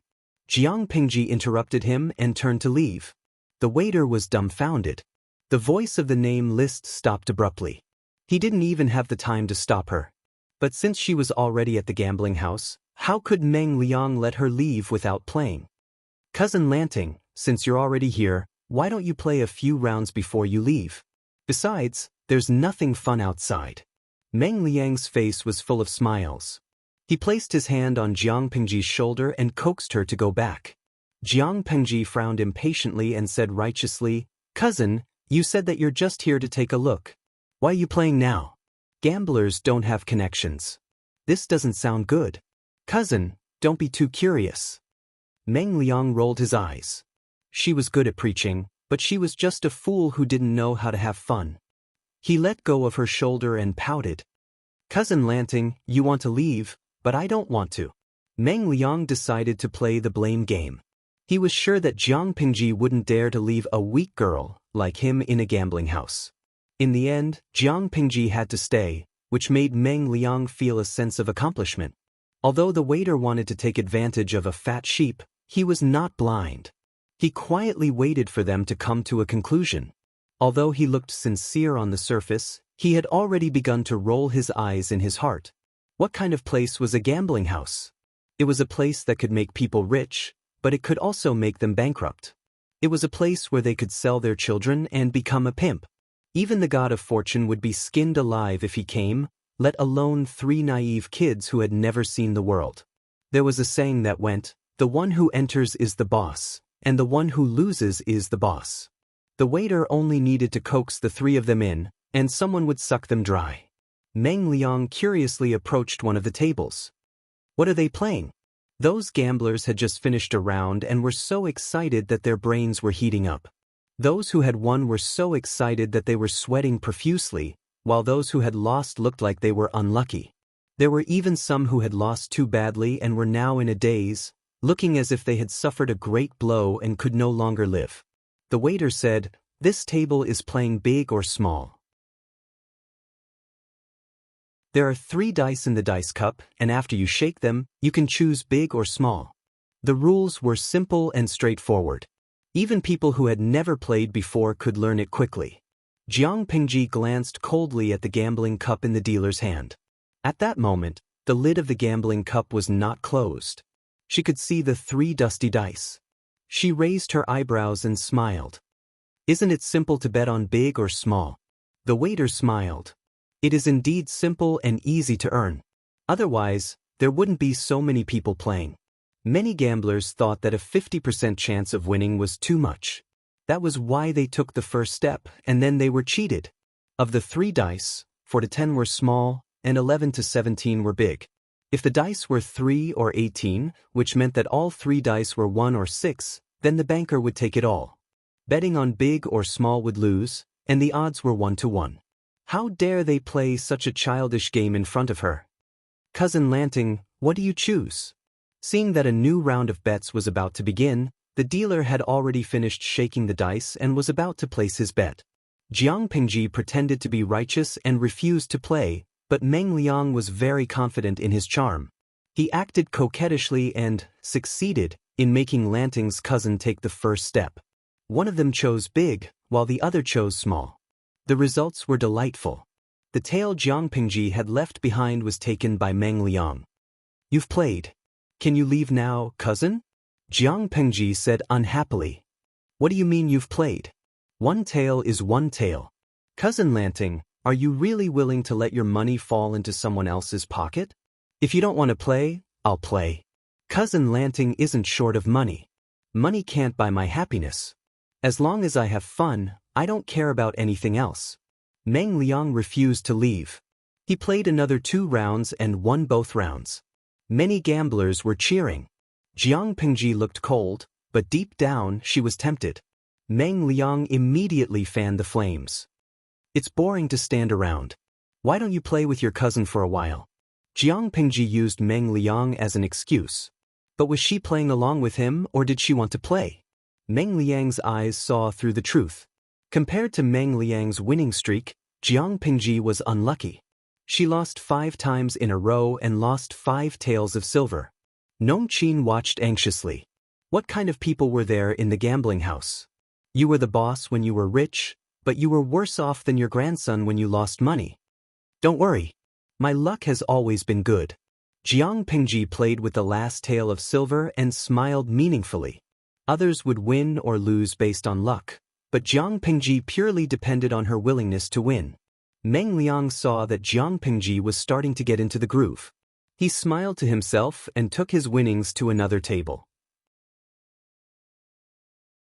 "Do you still want to play, Lang Jun?" the dealer asked. "Of course." Jiang Pingji threw the last tael of silver to small. "Open." Jiang Pingji, who had lost 5 rounds in a row, suddenly won. Her bet was small. The odds were 1-to-1. Now she had 2 taels of silver in her hands. She placed the 2 taels on the small table. The dealer smiled.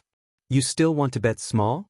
Because of the 8 rounds of small, many people placed their bets on big. Only Jiang Pingji still chose small. "Yes." The dealer took off the cover of the dice cup. 1, 3, 4, 8 points, small. She had 4 taels of silver in her hands.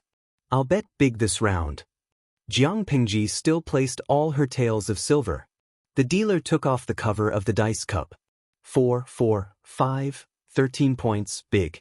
She had 8 taels of silver in her hands. Again big. She had 16 taels of silver in her hands. The dealer's expression was a little stiff. He smiled and said, "You're really lucky." Jiang Pingji was surprised. Was that considered lucky? She was afraid of herself when she gambled. She didn't know that more than a dozen casinos in the federal black market had closed down because of her occasional visits. Her identity was special. Even when she lost so much money in the black market casinos, no one dared to do anything to her.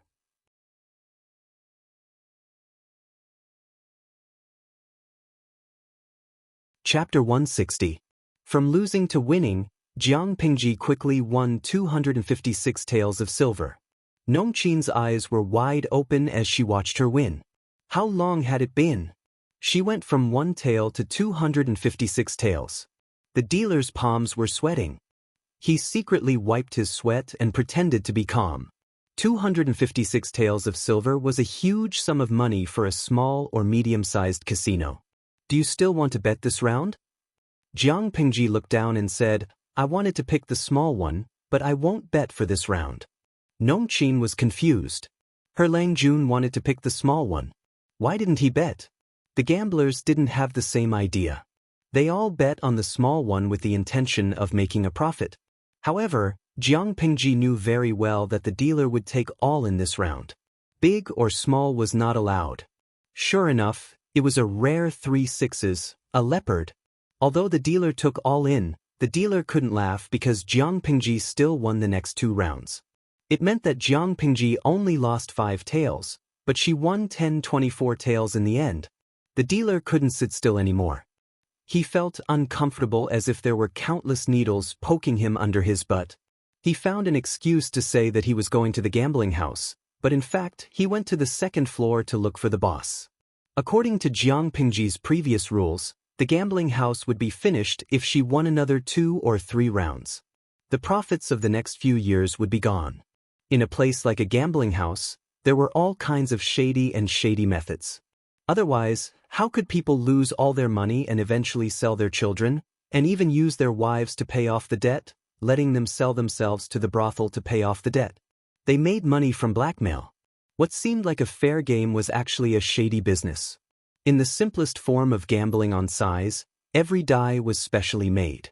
The seemingly ordinary die had a weight bias, and the dealer relied on his skillful technique and keen sense of touch to greatly control the sum of the number of dice that came out of each round. Gambling dens of a larger scale could even change the number of dice at 0 after the gamblers placed their bets, turning big into small. That was why there were so many losers and so few winners, even though the odds of winning were 50-50. Even if someone won, they would quickly lose back. These were the tricks of the gambling house. If they encountered a fat sheep, they would usually let the fat sheep earn a few rounds. Then, when the other party's bets got bigger and bigger, they would slightly turn the tables. The banker and the gamblers would say something like, "Victory or defeat depends on luck. If you're unlucky this time, you'll definitely turn around the next time." This would stimulate the fat sheep's nerves and make them continue to increase their bets by a huge amount. The casino owner couldn't sit still when he heard that. The boss asked him, Didn't you do anything? The dealer had an aggrieved look on his face. I did, but that kid was so slippery. It was as if he already knew that I was going to attack, and he always managed to avoid me. I can't possibly use leopard in every round, right? If I do that, the others will also notice that something is wrong. The boss was also burning with anxiety. He was the one who owned the gambling house. Jiang Pingji's earning money was like digging meat out of him. If it really doesn't work, then let him win. When the time comes, the boss made a chopping motion with his hand. What kind of rotten things had they not done in this line of work? Blocking someone's money was like killing their parents. Jiang Pingji had earned so much money from him that her hatred had escalated to the level of killing her parents. The dealer was shocked. He was quite tempted, but he added with some difficulty, I'm afraid that won't work. I'm afraid that won't work. Judging from the attire of those brats, they don't seem to be from an ordinary family. In Hejin County, gentry families were as numerous as the hairs on a cow. If they were not ordinary people, they could be the sons of gentry families if they were dressed differently. How could they afford to offend a small gambling house? The boss was so angry that he stomped his feet. Then what do you think we should do? The dealer thought for a while and suddenly had an idea. He said, I remember now. That kid has an accomplice who is also playing at the other table. Although he's not bad, he doesn't have that evil winning streak. Should we kill the other one? Jiang Pingji was evil, but the other older boy was very ordinary. They could use him as an example. However much the evil brat won here, they could make the ordinary one lose the same amount, or even more. This idea seemed to be very good. The boss and the dealer looked at each other, and they both saw the satisfaction in each other's eyes. That was a brilliant idea. Jiang Pingji looked at the dealer coldly. She closed her eyes slightly, knowing that the big fish had taken the bait. How dare they scheme against her? She would definitely let them know what it meant to lose everything in one's pants. Let's continue. Jiang Pingji said leisurely with a slight smile on her face. That look made the dealer's heart tremble. He almost dropped the dice cup with his hand that was shaking the dice. It was not because Jiang Pingji's smile was beautiful, but because of his sharp intuition from living in the marketplace. He felt threatened. The group of gamblers was excited to watch the show. After all, they lost more than they won, and they were excited to win some occasionally. Now they saw someone really winning streak, and the bet had reached more than 4,000 taels of silver. Looking at the rows of gold in front of Jiang Pingji, everyone felt like they were going blind. If the gold was exchanged for the equivalent of more than 4,000 taels of silver, they would not even be able to transport it home. The dealer calmed himself down and asked with a smile, Young Lang Jun, do you want to continue betting? Jiang Pingji suddenly smiled, and what she said made the dealer choke. No. It's not challenging. It's boring. She pretended to stand up, and Nongqin, who was behind her, immediately walked up to the table and wrapped the gold in her arms. Nongqin's arms were heavy, and she was still dizzy. She felt very unreal. The dealer panicked and wanted to persuade her to stay, but when he heard the sound of Meng Liang slamming the table, he immediately calmed down. It was okay. If one table was won, wouldn't the other table lose as well? Jiang Pingji seemed to have only just realized that Meng Liang had gone to another table. Cousin. Jiang Pingji brought Nongqin over. Meng Liang's eyes were bloodshot, and he looked like he had lost his mind. Get out of my way. Meng Liang turned around and shouted. He pointed at the dealer and said, Continue betting. Jiang Pingji was not angry. Instead, she asked the gambler beside her, Cousin, what is he? The gambler answered with a smile. He could not hide the gloating in his tone. You better stop your cousin. He has already lost more than 6,000 taels of silver. More than 6,000 taels of silver? Jiang Pingji was speechless. Wasn't this too much? This table was filled with odd and even players. It was bigger than the previous table, and on the surface, it looked more fair. But when Jiang Pingji glanced at the dice cup, she immediately knew why Meng Liang had lost so badly.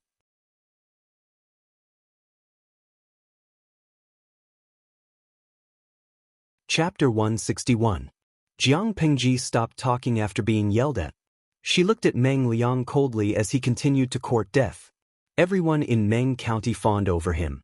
Even in a gambling house, the boss would treat him well. That was why he won a lot of money every time he went there. As time went by, Meng Liang had the illusion that he was the king of the gambling table. Now he was in trouble. This was Hejian County, not Meng County, Song Prefecture.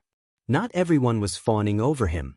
Nongqin held the gold in her arms tightly. Her face turned pale when she heard the number. Lang Jun, this. If they continued to lose, she and her Lang Jun would not be able to leave. Who asked the three of them to come together? It's a trap. There's no hurry. Jiang Pingji sneered.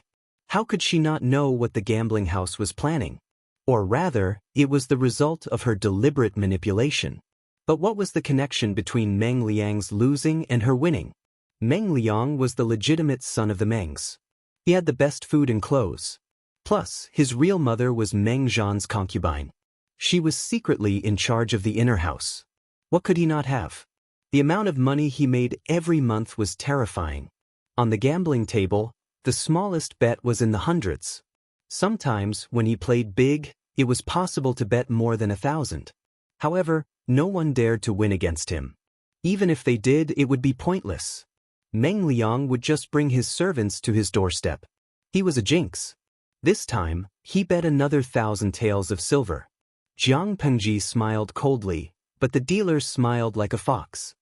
Lang Jun, you've already bet a few thousand taels. We're a small business. If you can't pay us back after gambling, we'll lose a lot.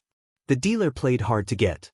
It seemed like he did not want Meng Liang to continue gambling, but his words hinted at something else. Meng Liang almost laughed. How could he not have the money?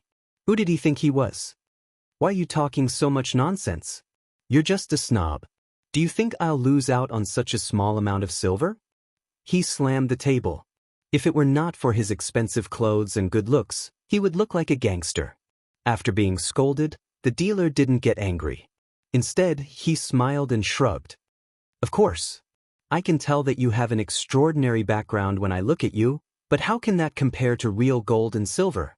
We haven't even seen a single strand of silver here. If you win, we'll have to give you real silver. Meng Liang was so angry that he wanted to tear this person's mouth apart.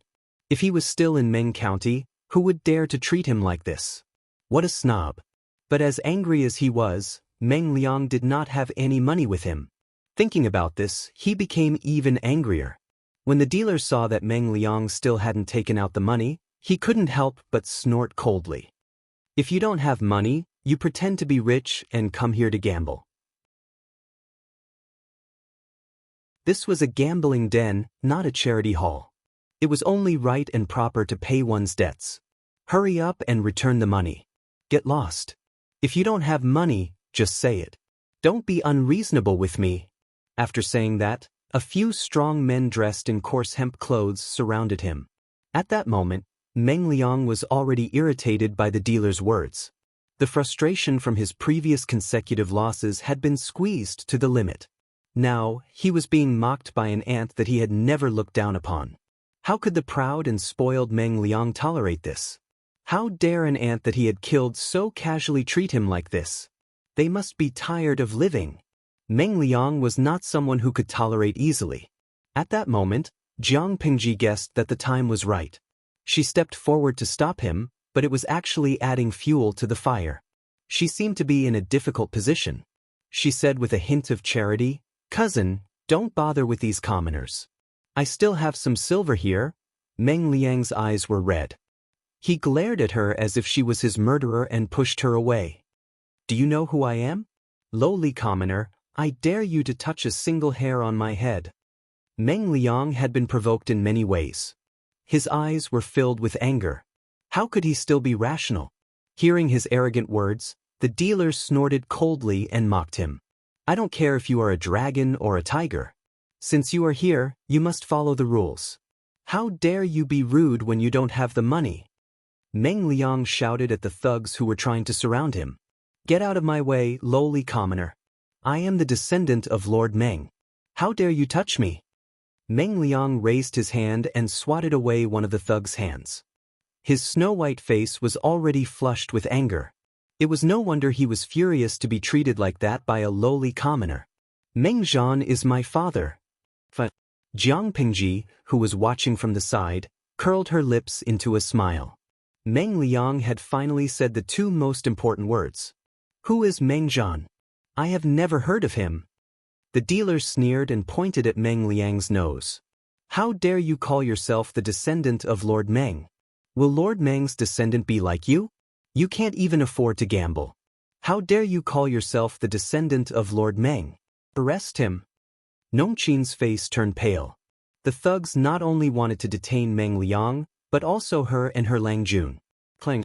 Before Nongqin could come to her senses, one of the thugs who had reached out to her suddenly flew out as if he had been hit by a heavy punch. He hit a nearby gambling table and the betting money fell to the ground with a crisp sound. This turn of events scared everyone so much that they didn't come back to their senses. Happened? Jiang Pingji retracted her foot and smiled wickedly. Don't. My servant is young and timid. Don't bully him. That kick was from her. It was so fast that no one could react. What are you waiting for? Let's go. Jiang Pingji took out a long fan from her sleeve and slapped one of the thugs in the face. His face was bleeding and it hurt to look at. Meng Liang seemed to have just regained his composure, but he was not willing to run away like that. You unruly commoners! If you dare to fight again, I will ask the Meng army to chop you into human jerky. Everyone was confused by Jiang Pingji's sudden attack, but Meng Liang, their stupid teammate, kept provoking their anger. They were so angry that they couldn't care less if the three were the sons of the gentry. They just wanted to lock them up and talk about their next course of action. Jiang Pingji was at ease. Even though Nongqin was dragging her down, she could still walk as if she was taking a stroll in the park. However, due to her costume, she could not move her lower body too much. She had to rely on the strength of her hands. Jiang Pingji, who had undergone special training, knew the structure of the human body better than she did. She could easily dislocate the joints of the opponents. The gamblers on the first floor saw that something was wrong. They immediately stuffed the betting money into their pockets and planned to sneak away while the situation was still chaotic. The other gamblers had the same idea, and the scene became even more chaotic. Jiang Pingji protected Nongqin, but she was not as nice to Meng Liang. Meng Liang was so frightened by the scene that he came back to his senses. His cheeks were pale, and he looked like a mess.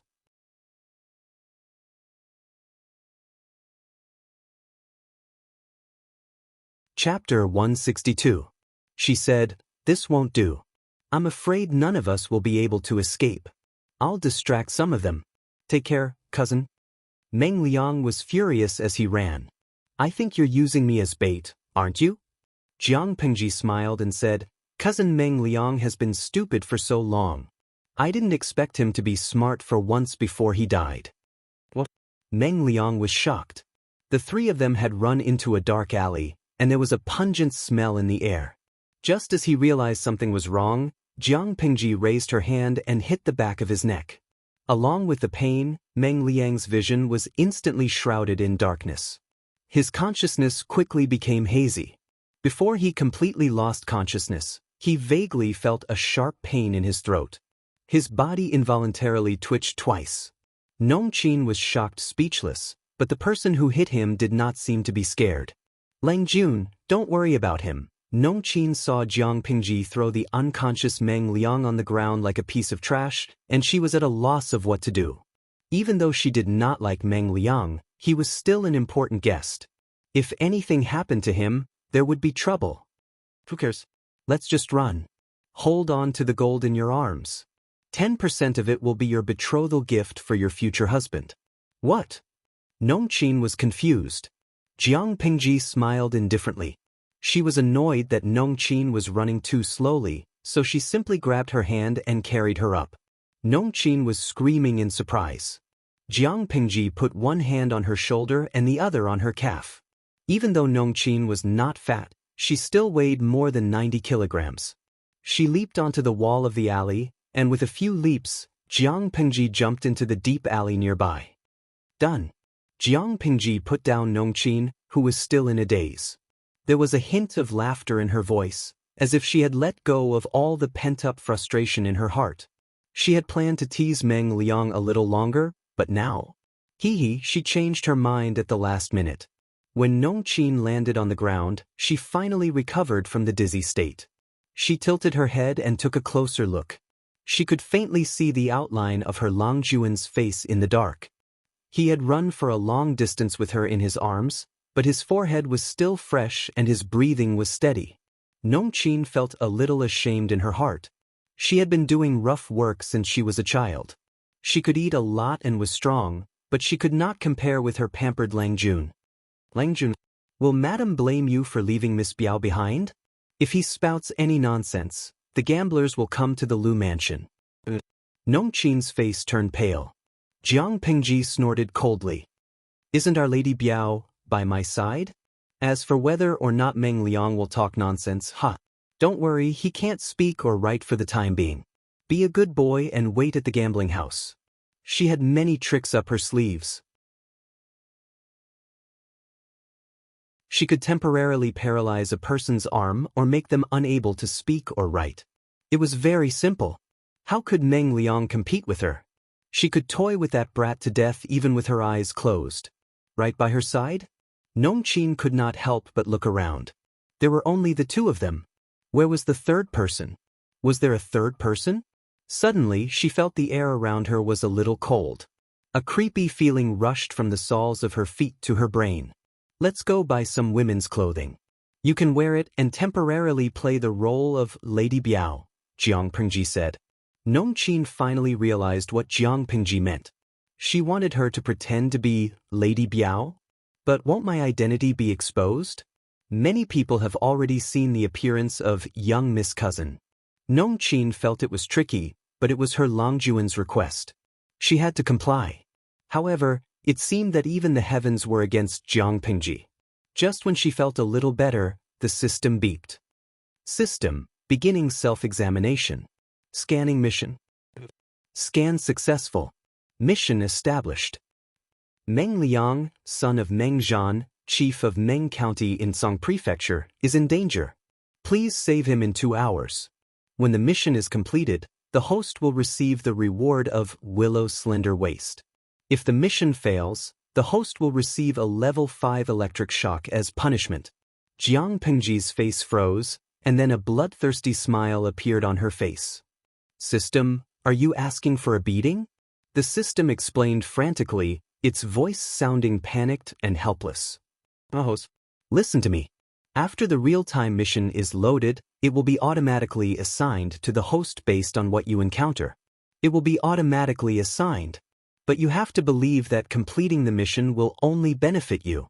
This is carefully calculated, and it will not harm the host's interests. I've looked at the back-end data.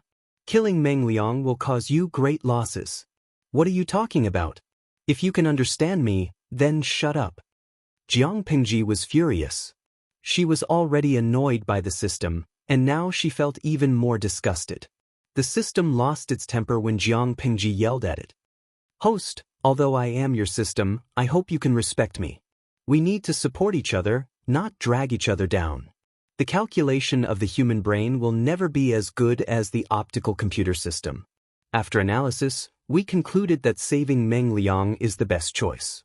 Jiang Pingji snorted. I said, shut up. The system was frustrated by her stubbornness, but there was nothing it could do. If you don't carry out the mission, you will receive a 2-hour countdown. When the time is up, you will automatically fail the mission. Do you understand? If you fail the mission, you will be punished with a level 5 electric shock. That will cost you your life. Then I'll just die. Jiang Pingji's words pushed back the system's attempts to dissuade her. At that moment, Meng Liang, who had fainted on the ground, was captured and tied up. Have you found the other two? The one who won a lot of money ran away, while the one who lost to the casino and owed a lot of money was caught. What was going on? The owner of the casino was so angry that his face contorted into a dark purple hue. The few hired thugs of the gambling house were trembling with fear like quails. They had already tried their best to chase after them, but not only were the two slippery fellows slippery, they seemed to have vanished into thin air without a trace. Not to mention people, they didn't even catch a single strand of hair. They really couldn't understand. That alley was clearly a dead end, so how did the two of them escape?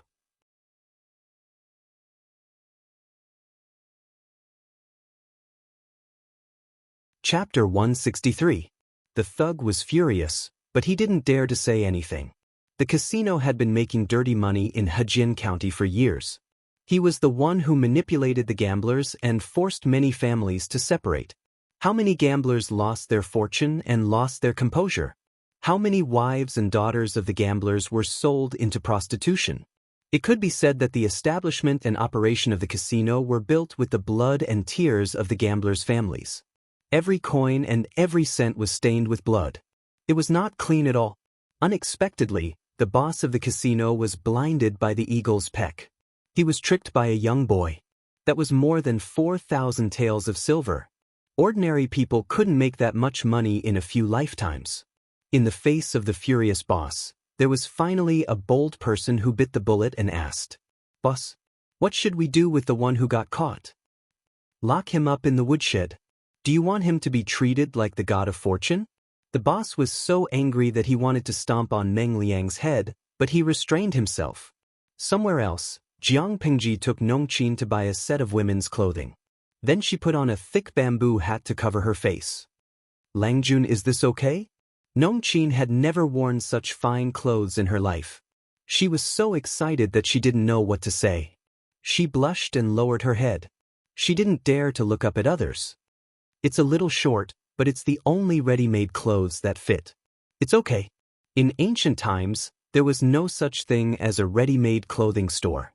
Most families would have their women go out to the streets to buy suitable materials and sew them into clothes. Some families would even grow their own raw materials and slowly turn them into cloth. After dyeing them, they would then make clothes. Even so, there were some places where ready-made clothes could be bought, such as the large-scale cloth stores. The cloth stores sold cloth, but they could also customize the clothes. Sometimes, in order to give customers a more intuitive introduction, they would make some ready-made clothes and display them in the shop. The clothes could also be sold, but that was not the main business of the cloth store. Jiang Pingji took Nongqin around the clothing store and bought a set of fine, high-quality clothes that fit her figure. He asked Nongqin to put on the bamboo hat and bought 2 bolts of good material for inner clothes for Xuanmei Takshu. Jiang Pingji didn't want to be special. Nongqin bought the clothes because of special circumstances, not because she was biased. But for the sake of fairness, she couldn't ignore the other 2 maids in the yard. If he gave them other materials, even if they were made into clothes, they wouldn't be able to wear them. It would be better to buy the material used to make undergarments, which would be more comfortable to wear. "Let's go," Jiang Pingji said. Nongqin nodded and pulled the white veil over the bamboo hat to prevent her face from being exposed. The system trembled as it spoke. "Boss, are you really not going to consider it?" Jiang Pingji had calmed down from her previous anger. She asked seriously, "Can you uninstall the real-time mission board after it's loaded? Don't give me these messy tasks because even if you give them to me, I won't do them." The system said bitterly, "I'm sorry, host. The loading board can only be uninstalled after the next major upgrade." In other words, before you level up for the second time, will these quests continue to be issued out of nowhere? The system carefully looked at her face to make sure she didn't have any intention of scolding her. Then it spoke shakily. "Not constantly. According to the manual of the board, the real-time missions are issued in a regular pattern. For example, if the host encounters something important, the board will calculate the best outcome and route, and then issue the mission. The host will receive a certain reward after completing the mission. If the host doesn't complete the mission or fails the mission, the reward will be exchanged for the corresponding energy value as a punishment." Jiang Pingji was silent for a while. When the system thought she was ignoring it, she asked a question. "System, tell me clearly once again, what kind of system are you? I want to know your full name." The system was puzzled. That question was nonsense, wasn't it? But considering the host's temperament, it felt that if it didn't answer, it would probably be scolded again. So, it honestly said, "The full name is Multidimensional Palace Intrigue Streaming System." Yes, you're the Multidimensional Palace Intrigue Streaming System. The loading of the real-time mission board is also to serve the main plot. This can be seen from the mission reward, Willow Slender Waist, slender and enchanting. Is that useful? Of course, men like slender waists, and having a willow slender waist can indeed make men linger on you for a second longer, but Jiang Pingji's voice was very calm, but it was this calmness that made the system's scalp tingle. I want to kill all my enemies and become the emperor, not sleep with all the men and let them help me ascend the throne. Becoming the emperor and becoming the emperor's woman, how could the two be the same? So now, system, you can shut up. The system didn't dare to make a sound. Jiang Pingji didn't have such a strong desire to cause trouble in the beginning. It was completely forced by the stupid system and the culture of this even more stupid era. She didn't want to be changed, so she could only think of ways to change others. As for the 5th-level electric shock punishment that the system mentioned, did it really think that the Federation's training methods were child's play? 90% of the so-called 5th-level electric shock punishment was a threat. She knew what the other 10% was. Because she knew it, she was not afraid. It was still the same thing. Playing tricks with her? She could play with it with her eyes closed. Intelligence was a real weakness, and it couldn't be changed by leveling up. But a 5th-level electric shock punishment? Jiang Pingji's eyes flickered, and the corners of her lips curled up. This was a good opportunity. There were many training courses for genetic warriors, but the core of it was to stimulate the muscles with external force. The system's punishment couldn't really use electricity. After all, the human body was different. It was most likely to use some kind of energy to stimulate the nerves and muscles of the body to achieve the same punishment as a 5th-level electric shock. If that was the case, it would be a good training opportunity. Jiang Pingji brought Nongqin back to the Luz and sent her to the outer courtyard where Meng Liang lived. Stay here for a few days. You can go back to normal after the storm blows over. Nongqin nodded. At that moment, there was a voice coming closer. Langjun, you're finally back. If you didn't come back, I would have gone out to look for you. The person stopped abruptly and stared at Nongqin and Jiang Pingji. It was Meng Liang's servant who thought that his Langjun was back. Seeing the servant running over, Jiang Pingji suddenly smiled.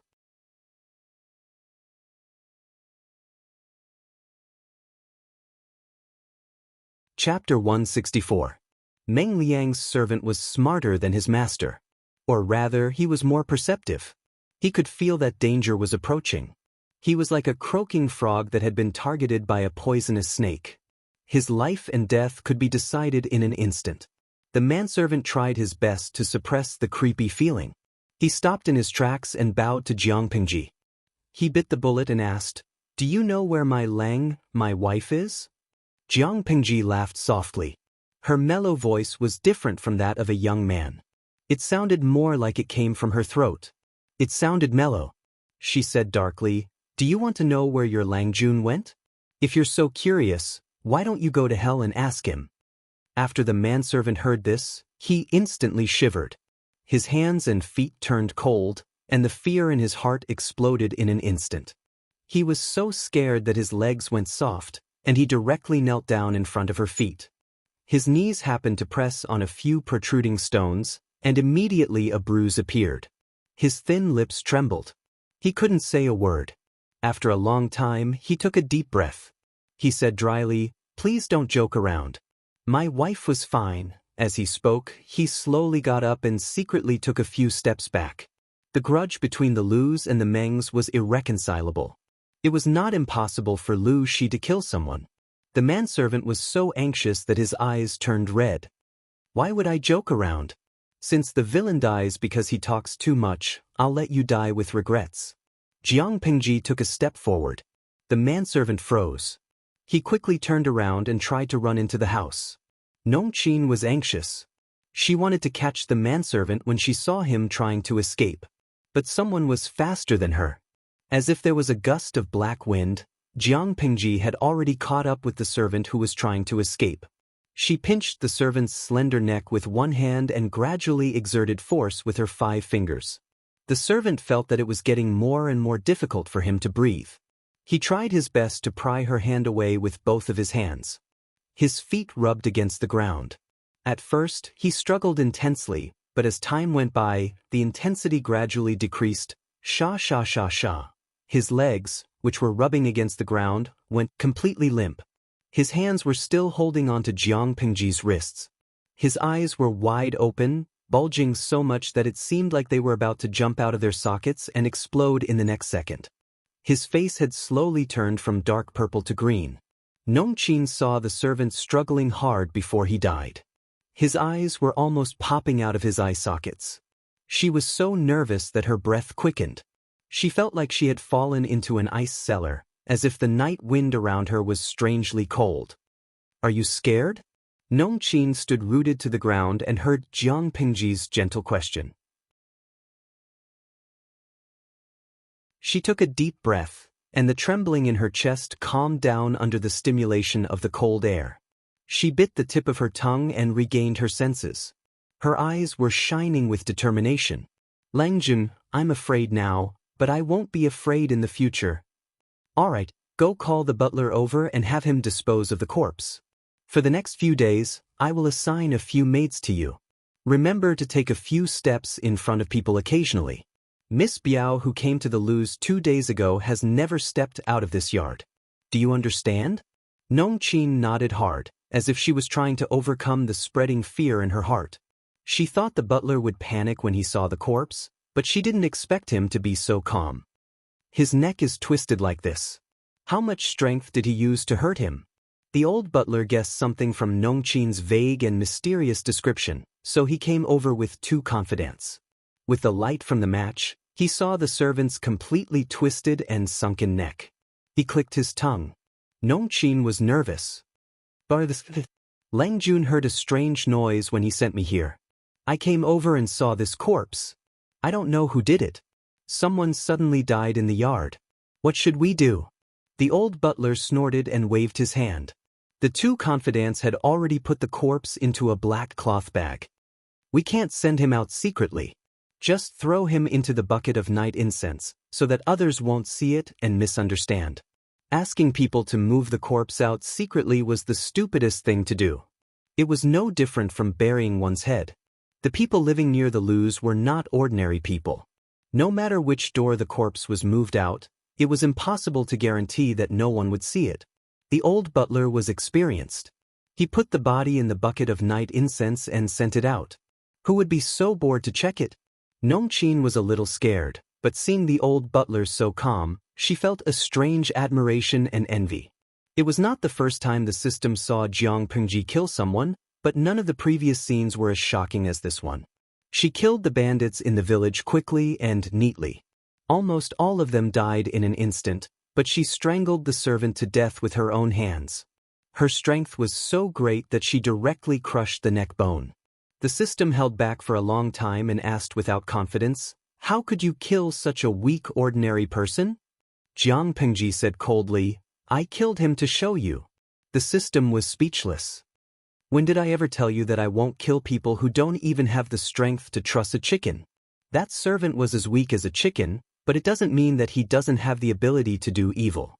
There were more than 20 people who died directly or indirectly in his hands. More importantly, if he is alive, it will have an uncontrollable impact on the ending. So it's better to nip the risk in the bud. The system asked her in a low voice, "Okay, I don't care about that. But what do you mean by killing him to show me? I don't know what your previous host was like, but I know one thing. Don't treat me like a clay figurine.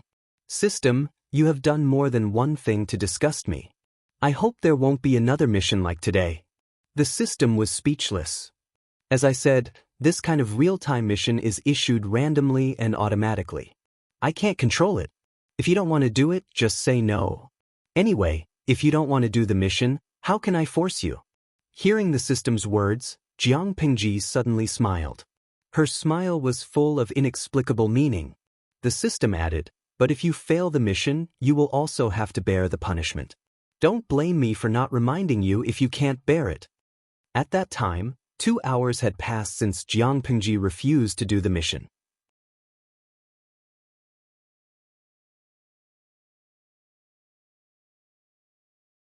Chapter 165. Jiang Pingji listened coldly to the system's countdown, but her mood was not affected at all. Xuanmei, if you hear anything tonight, don't come in to investigate. Xuanmei sat outside the door, a neatly folded mattress beside her. The mattress was used by the maids to keep warm during the night. Xuanmei was surprised to hear Jiang Pingji's instructions, but she still agreed. Yes. Don't worry, Lang Jun. Jiang Pingji replied softly. The system was humane enough to give Jiang Pingji 3 minutes to prepare. Jiang Pingji unhurriedly took off her outer garment, leaving only her moon-white inner garment. She sat on the mattress and calmly waited for the system's punishment. 3. Punishment commencing. As the system's cold countdown ended, in that instant, a strange and explosive energy instantly enveloped his entire body. From the surface of his skin, it fiercely flowed throughout his body like a hot knife through butter. Every muscle in his body seemed to have been violently crushed by something. Jiang Pingji was forced to bend over from the pain. She lay on the mattress, making only a slight sound. As the explosive energy spread, her heart beat at an unimaginable speed, as if it was about to jump out of her throat. Her blood flowed faster, and hot sweat flowed out of her pores. In less than 2 or 3 breaths, the place where she was lying actually became damp. The sweat on her back and shoulder blades had already soaked her clothes, and the excess sweat slid down her skin and dripped onto the bed. To be honest, the system's punishment was not on the same level as Jiang Pingji's previous training. In terms of cruelty, the system's punishment was at the most ordinary level, while the Federation's training was at the hellish level. Comparing the two, Jiang Pingji would rather go through the Federation's training once more. She had been careless and overestimated herself. She had forgotten that this body belonged to an ancient woman. Without any specific training, the ancient woman's performance in all aspects could only be described as low, let alone compared to her previous self.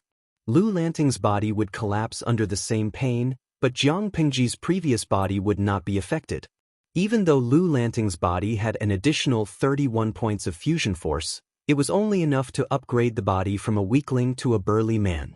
In the end, it was still a normal person. In terms of numbers, it was not even comparable to a genetic warrior. Under such circumstances, Jiang Pingji was faced with a very awkward situation. His spirit and will were strong enough, but his body had already reached the limit of collapse. Her face was slightly twisted because of the pain, but the corners of her lips curled up into a twisted and strange smile, with a hint of mockery. Although she didn't know how the system graded the pain of the electric shock, after experiencing it herself, she was very clear about one thing. The so-called level 5 electric shock just happened to be the limit of this body's endurance. If it was just a little bit heavier, the body would collapse first and die. From the start of the punishment, the system had entered a state of indifference as a bystander, coldly watching as she accepted the punishment, waiting for her to give in and beg for mercy. Wasn't it good for the system and the host to mutually benefit each other? Why was he so violent and uncooperative? Wasn't this harming the interests of both parties? As a system, it was very certain of Jiang Pingji's ability. If it ignored her bad temper, it could not find any fault with her. For a system, especially one that had a clear purpose to nurture, a stupid host was indeed easy to control, but it was also tiring to bring them along. Not only did he have to be a father and a mother, he had to calculate every step for them, just like a nanny or a wet nurse. Therefore, basically every system yearned to meet a host that was smart, motivated, and easy to control. However, Jiang Pingji did not fall into either category. She was smart and motivated, but her only fatal flaw was that she had a strong sense of self and would not allow herself to be controlled by others. A host that refused to follow the system's orders was more annoying than those who were too lazy to use their brains. At that moment, Lu Lanting's body was already on the verge of collapse. If not for Jiang Pingji's strong will, it would have been useless. She secretly told herself, "Hang in there, Jiang Pingji." The genetic warrior training method developed by the Federation essentially used external forces to stimulate the activity of muscle cells. Although this strange energy had caused her to suffer greatly, after she had endured it, the benefits would be huge. The system would not let her die. If she did, the system would suffer a great loss. However, not letting her die and not letting her suffer were two completely different concepts. She knew very well that the system was using this punishment as a warning. If she did not want to suffer anymore, she had to complete the system's mission obediently. That was unfortunate. Jiang Pengji was a tough bone that no one could bite. Who would dare to bite? Be careful, or you might break a mouthful of teeth. The system watched coldly from the side. It did not seem anxious at all. Lu Shi's body data was being monitored in real time. He was only at the 0 point. It was fine as long as he was still alive. 3 minutes was not a long time, but for Jiang Pengji, every second felt like a year.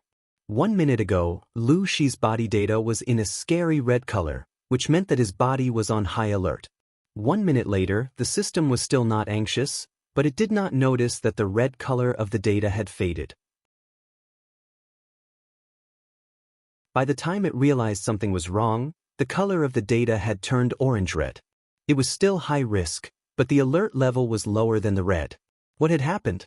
The system was confused.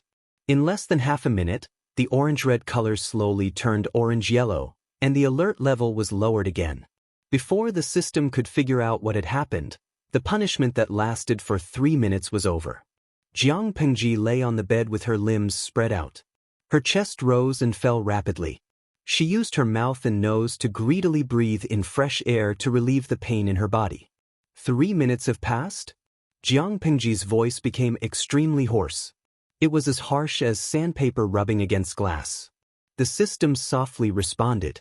3 minutes, it's really a pity it's too short, she laughed, and her voice sounded strange and cynical.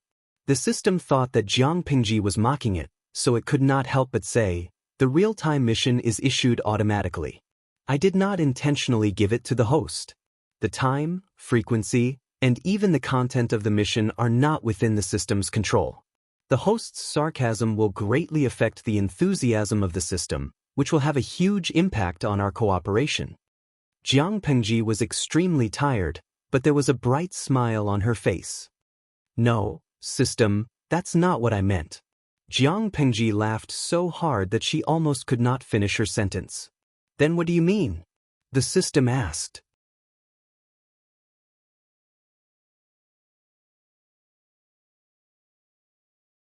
Chapter 166. The system was dumbfounded. It immediately opened Lu Shi's data panel. Jiang Pengji licked her dry lips and said, it's only been 3 minutes. Tiske, I'm not satisfied yet. Thus, what the system saw was this data panel. Name, Jiang Pengji, Lu Shi, Lanting, also known as Lu Lanting. Base strength, 12, strength fusion plus 39, gender, female, disguised as a man. Replaced her deceased brother, Lu Lanting, age, 41-12. Born in the 3rd year of Tianwu's Flower Festival birth, the 2nd son of the Lu family in Hejian County. Fiancé, Wei Jingxian, the 2nd daughter of the Wei family in Hejian County. Specialties, 6 arts of rights, beginner, combat, expert, analysis, expert, other abilities, temporary, attributes, charm, hidden 33, appearance, 75, channel, streaming, activated, host level 2. Compared to the initial data, Jiang Pengji's hidden charm value had unknowingly increased to 33 points. Her appearance value did not change. The streamer's level had risen to level 2 because of the upgrade card, but that was not the main point. The main point was the integration of force. Strength fusion plus 39. When Jiang Pengji first arrived in this world, her strength fusion was 30 points. She continued to use points, but it only increased by 1 point. Before the system's punishment, her strength fusion was 31 points. But now, 39. That was not all. Her unshakable base strength of 5 points had increased to 12 points. Strength fusion was a combination of her previous life strength and brought it to this world. It was a cheat, but the base strength was the body's own strength. An increase in the base strength meant that all aspects of the body had improved. That was why Jiang Pengji regretfully said that 3 minutes was too short. System. Jiang Pengji called out to the system in the quiet room. Speak. What's the matter? She smiled wickedly and supported her face with her hand. When will the next real-time mission be issued?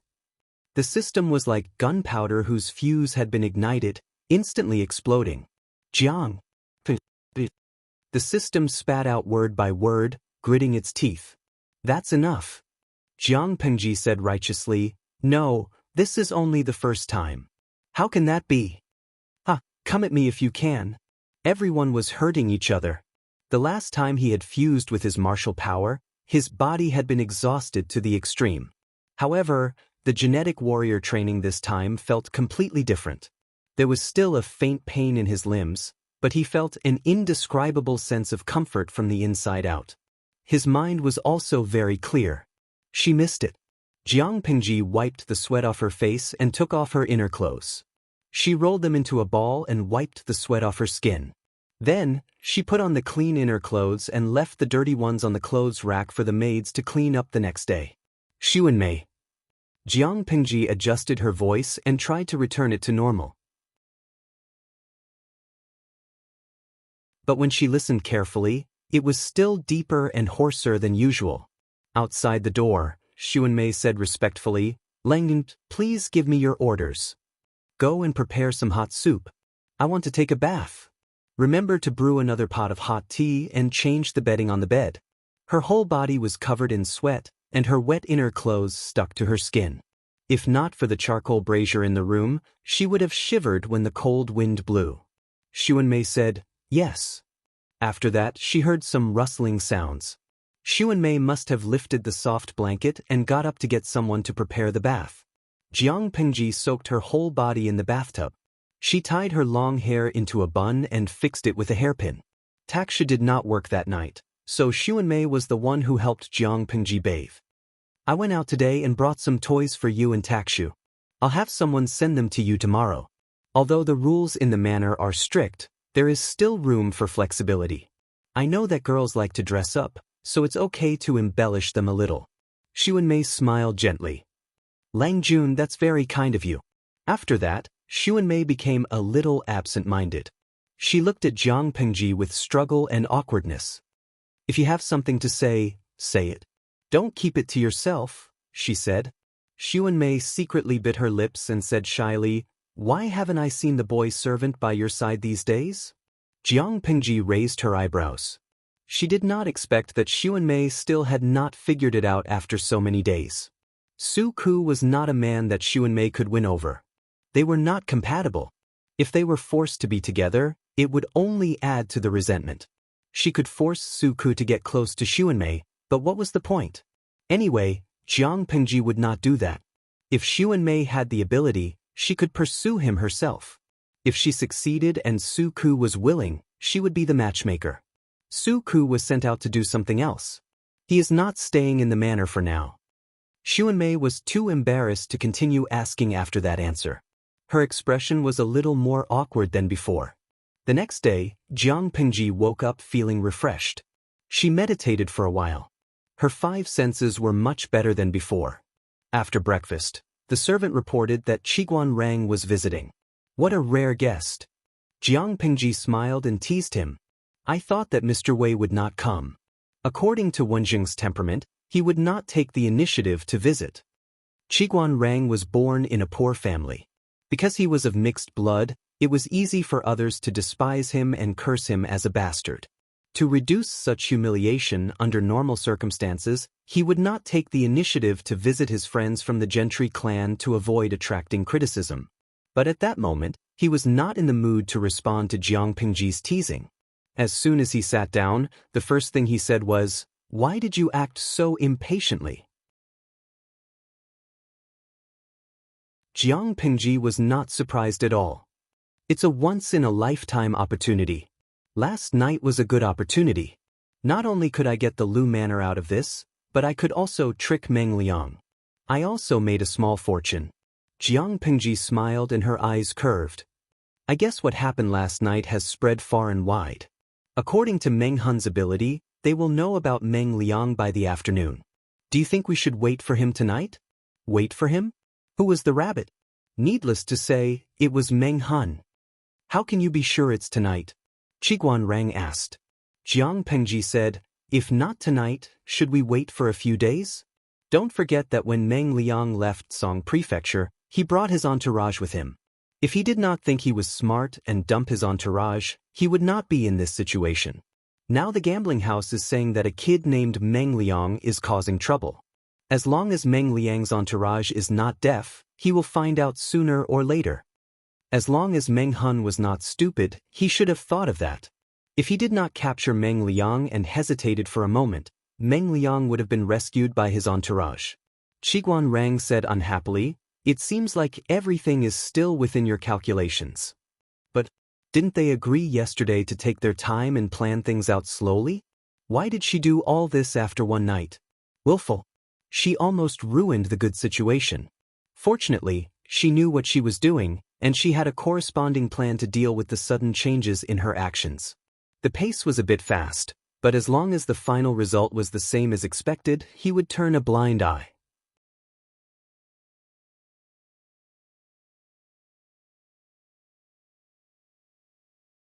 Chapter 167. Move faster. Otherwise it will really fly away. Qiguan Rang tapped his feather fan on his knee. His expression was serious, as if he was thinking about something serious. If Meng Hun really kidnaps Meng Liang tonight, what are you going to do? In other words, what excuse could Jiang Pingji use to appear in front of Meng Hun without arousing his suspicion? Jiang Pingji was prepared for that. As you know, Meng Hun already knows where Meng Liang is. He also knows that Meng Liang is in the Lu residence. From his point of view, Meng Liang has a close relationship with the Lu mansion. Since that's the case, I'll use the excuse that Lady Cousin is capricious and sneaked out of the mansion to play. She didn't return for the whole night. The Lu mansion was anxious and sent people out to look for her. Coincidentally, they bumped into Meng Hun's group. Isn't that good? Using rescuing Meng Liang as an excuse, he would secretly help Meng Hun take Meng Liang away without arousing the slightest suspicion. After hearing this, Qiguan Rang's thin lips, which had always been tightly pursed, could not help but twitch. As shameless as he was, sometimes he had to admire Jiang Pingji, who was even more shameless and proud of it. He also pitied Meng Liang. Being schemed against by the person in front of him once wasn't enough. In such a short period of time, he was schemed against again and again. In the end, he was even being squeezed out of his final value. Jiang Pingji said, "Tonight, let's wait for a good show. Wen Zheng, do you want to come? We've reserved the best seat for you." Qiguan Rang rejected him mercilessly. He said expressionlessly, "No, I'm old and tired. I don't want to torment myself." Compared to jumping up and down without any peace, he preferred to squat comfortably in one place. He didn't want excitement, only stability. "That's a pity." Jiang Pingji picked up the teacup and took a sip. She said to the system, "It's almost time. Start the semi-interactive streaming mission. The title remains the same. Just put, How to Kill Meng Liang Gracefully Without Wasting Time." Her relationship with the system was very stiff, but due to the current situation where the two of them could not be separated, while she was wary of the system, she also had to constantly pay attention to its little tricks. She tried her best to take the initiative and control the rhythm of the situation, so as to prevent the situation from getting out of control. The system wanted to throw a tantrum, but its job was to livestream. If Jiang Pingji really did not livestream, its losses would be incalculable. He could go against anything, but there was no need to go against the popularity points. Therefore, when Jiang Pingji suggested starting a semi-interactive livestream mode and entering the main topic of the mission, it reacted immediately. Tens of thousands of viewers flooded into the livestream room in an instant. Countless bullet comments flew across the virtual screen. "Chun Lai, I was so worried. I waited for a long time yesterday, but the host didn't start her live stream. I thought she wouldn't do it again. Ian, I'm also worried +1. This is the first time I've heard about this live stream room. Yesterday, I came to watch the live stream after being recommended by my roommate, but I found that the live stream room wasn't open at all. I thought something had happened to the host and she couldn't start the live stream. Dashu Xiaobing. Although I'm quite worried, Considering the uniqueness of the host's live broadcast room, it's good enough that she can broadcast live. I really can't expect to broadcast live every day. Maybe the host encountered something and couldn't attend to the live broadcast. Some people expressed their worries, and a small group of new viewers greeted them. The rest of the viewers were shocked by the title hanging in the live broadcast room. How to kill Meng Liang gracefully without wasting time. There was a limit to the number of people in the live broadcast room, and there were many people queuing up to watch the live broadcast, so not everyone could keep up with the progress of the live broadcast. Who was Meng Liang? Many people were confused. Little fairy, who is this Meng Liang? Why did the host broadcast him to death? What kind of atrocious things did he do? Fengqi Tunlan, isn't this room supposed to broadcast palace intrigue? Why did it become a place to broadcast the trial of a criminal? If that's the case, it feels like I'm watching all kinds of novels about trials. How does the host plan to sentence him? Isn't it bloody? There were many new viewers who didn't know what was going on, but there were also many old viewers who had been paying attention to the live broadcast room and knew about Meng Liang. In response to the questions from the new viewers, they briefly explained Meng Liang's background and what he had done. For a moment, many sympathetic viewers said that the scumbag deserved to die. Of course, there were always people who liked to disagree. Librarian Auntie, even if Meng Liang did something wrong, the host doesn't have the right to kill him, does she? He broke the law, and as long as these things get out, he'll definitely be punished by the law. The host's behavior is so barbaric, and it's a double standard. There were a few similar comments, and they all said that Jiang Pingji was a busybody. She wasn't serving tea, so why did she have to extend her hand so far? Jiang Pingji chose to ignore these comments. She didn't have the slightest intention to explain or refute them. It wasn't that she couldn't argue with them, but she didn't want to waste her breath on such low IQ people. When did she say that she was a good person? When did she say that she was a good person who upheld justice? Upholding justice was a matter of the law. What did it have to do with her? She killed Meng Liang simply because she didn't like Meng Liang. That brat had blocked her way and crossed her bottom line. Essentially, she was only doing it for her own benefit. Getting rid of a scumbag for the people was just a side benefit. In today's era, even if Meng Liang had done something even more outrageous, as long as the Meng family could bear the blame, no one could easily punish Meng Liang, let alone take his life. Even if Meng Liang had done something even worse, no one could easily punish him, let alone take his life. In an era where the law was unclear, the social classes were clearly defined, and the people were ignorant, the law was bullshit. Zhenjinda Jiangshan Ruhua. The streamer has no morals. If you want to find truth, kindness, and beauty here, don't come in. It hurts your eyes. Jiang Pingji had no intention of completing the task. Instead, she practiced her calligraphy for a while. She analyzed the current situation with Qiguan Rang and exchanged their opinions. There was no bloody scene at all as they had expected. Host V. The main content of the live stream starts at night. It's a dark and windy night, so it's time for the Easter egg. A string of 666666666 popped up on the bullet screen. Zhenjinda Jiangshan Ruhua. My streamer, you're amazing. You have such a long Easter egg, but I only want to see the main content. Ian, read the main content plus 1 Chun Lai. Read the main content plus 2. No matter how many people asked for the main content, Jiang Pingji remained unmoved. In the blink of an eye, night fell. Jiang Pingji temporarily turned off the live stream and changed into a black outfit that was convenient for her to move around at night. She raised her hand and pulled the black mask over her face, covering most of her face. County Chief, do you think the news is true? Didn't you say that the bastard was hiding in the loos? The person who spoke was trembling, afraid that it was a trap for them. After all, Meng Liang had been crazy for a long time. Meng Liang has been hiding in the loos. We have nowhere to go. Meng Hun's eyes flashed with a hint of hatred.